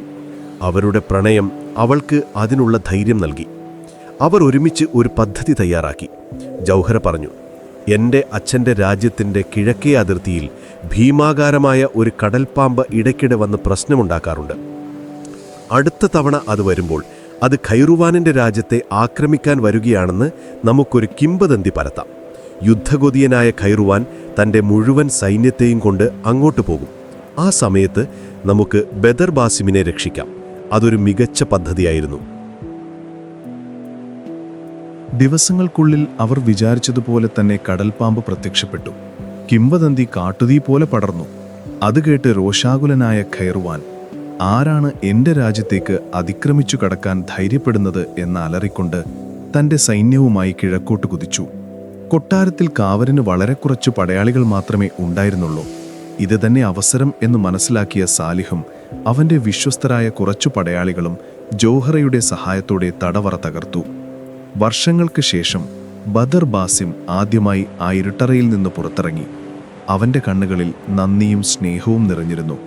അവൻ ജൗഹറയുടെ കൈകളിൽ മുറുകി പിടിച്ചു. അവർ മൂവരും കര ലക്ഷ്യമാക്കി നീന്തി തുടങ്ങി. എന്നാൽ അവർ രക്ഷപ്പെട്ട വിവരം ഖൈറുവാൻ പെട്ടെന്ന് തന്നെ അറിഞ്ഞു. താൻ ചതിക്കപ്പെട്ടു എന്ന് മനസ്സിലാക്കിയ അയാൾ കോപാകുലനായൊരു ഭ്രാന്തനെ പോലെ അവരുടെ പിന്നാലെ പാഞ്ഞു വന്നു. പക്ഷേ അവർ അപ്പോഴേക്കും കരയുടെ അടുത്തേക്ക് എത്തിയിരുന്നു. പേർഷ്യൻ തീരത്ത് ജുൽനാറും ഷാസമാൻ രാജാവും ഒരു സൈന്യവുമായി തന്നെ അവരെ കാത്തുനിൽക്കുന്നുണ്ടായിരുന്നു. തൻ്റെ മകൻ വെള്ളത്തിൽ നിന്ന് കയറി വരുന്ന കാഴ്ച ഷാസമാൻ രാജാവ് കണ്ണീരോടെ നോക്കി നിന്നു. 10 വർഷമായി താൻ കാണാൻ കൊതിച്ച മുഖം. ജുൽനാർ ഓടിച്ചെന്ന് തൻ്റെ മകനെ കെട്ടിപ്പിടിച്ചു. ആ അമ്മയുടെയും മകൻ്റെയും പുനഃസമാഗമം കണ്ടു നിന്നവരുടെ എല്ലാം കണ്ണു നനയിച്ചു. അപ്പോഴേക്കും ഖൈറുവാനം തീരത്തെത്തി. കരയിൽ വെച്ച് ഷാസമാൻ്റെ സൈന്യത്തോട് ഏറ്റുമുട്ടുന്നത് വിഡ്ഢിത്തമാണെന്ന് അവൻ അറിയാമായിരുന്നു. അവൻ തോൽവി സമ്മതിച്ചു. അവനെ തടറുകാരനായി പിടിച്ചു. അങ്ങനെ എല്ലാ ദുരിതങ്ങൾക്കും അവസാനമായി. ഖൈറുവാൻ തടവിലായതോടെ സാലിഹ് കടലിനടിയിലെ രാജ്യത്തിൻ്റെ പുതിയ ഭരണാധികാരിയായി. അവൻ പേർഷ്യൻ സാമ്രാജ്യവുമായി ഒരു സമാധാന കരാറുണ്ടാക്കി. കരയും കടലും തമ്മിലുള്ള ശത്രുത എന്നേക്കുമായി അവസാനിച്ചു. ബദർ ബാസിം തൻ്റെ പ്രിയപ്പെട്ട ജൗഹറയെ വിവാഹം കഴിച്ചു. അവൻ കരയിലെയും കടലിലെയും രാജകുമാരനായി അറിയപ്പെട്ടു. 2 ലോകങ്ങളെയും ഒന്നിപ്പിക്കുന്ന സ്നേഹത്തിൻ്റെ പാലമായി അവൻ മാറി. ആ നിലാവുള്ള രാത്രിയിൽ പേർഷ്യൻ കൊട്ടാരത്തിൻ്റെ ബാൽക്കണിയിൽ നിന്ന് ഷാസമാൻ രാജാവും ജുൽനാർ രാജ്ഞിയും ശാന്തമായ കടലിലേക്ക് നോക്കി നിന്നു. അവരുടെ കൈകൾ പരസ്പരം കോർത്തു പിടിച്ചിരുന്നു. അവരുടെ മകൻ്റെ സന്തോഷം അവരുടെ ജീവിതത്തിലേക്ക് വീണ്ടും വസന്തം കൊണ്ടുവന്നിരുന്നു. കടലിൽ പിറന്ന ഒരു പെൺകുട്ടിയുടെയും കരയിലെ ഒരു രാജാവിൻ്റെയും പ്രണയകഥ 2 രാജ്യങ്ങളെ ഒന്നിപ്പിച്ചുകൊണ്ട് ചരിത്രത്തിൽ എന്നേക്കുമായി എഴുതപ്പെട്ടു. അവരുടെ സ്നേഹം തിരമാലകളേക്കാൾ ശക്തവും ആകാശത്തേക്കാൾ വിശാലവുമായിരുന്നു. പ്രിയ സ്വപ്നസഞ്ചാരി, നിങ്ങൾക്ക് ഞാൻ നല്ലൊരു ശുഭരാത്രി നേരുന്നു.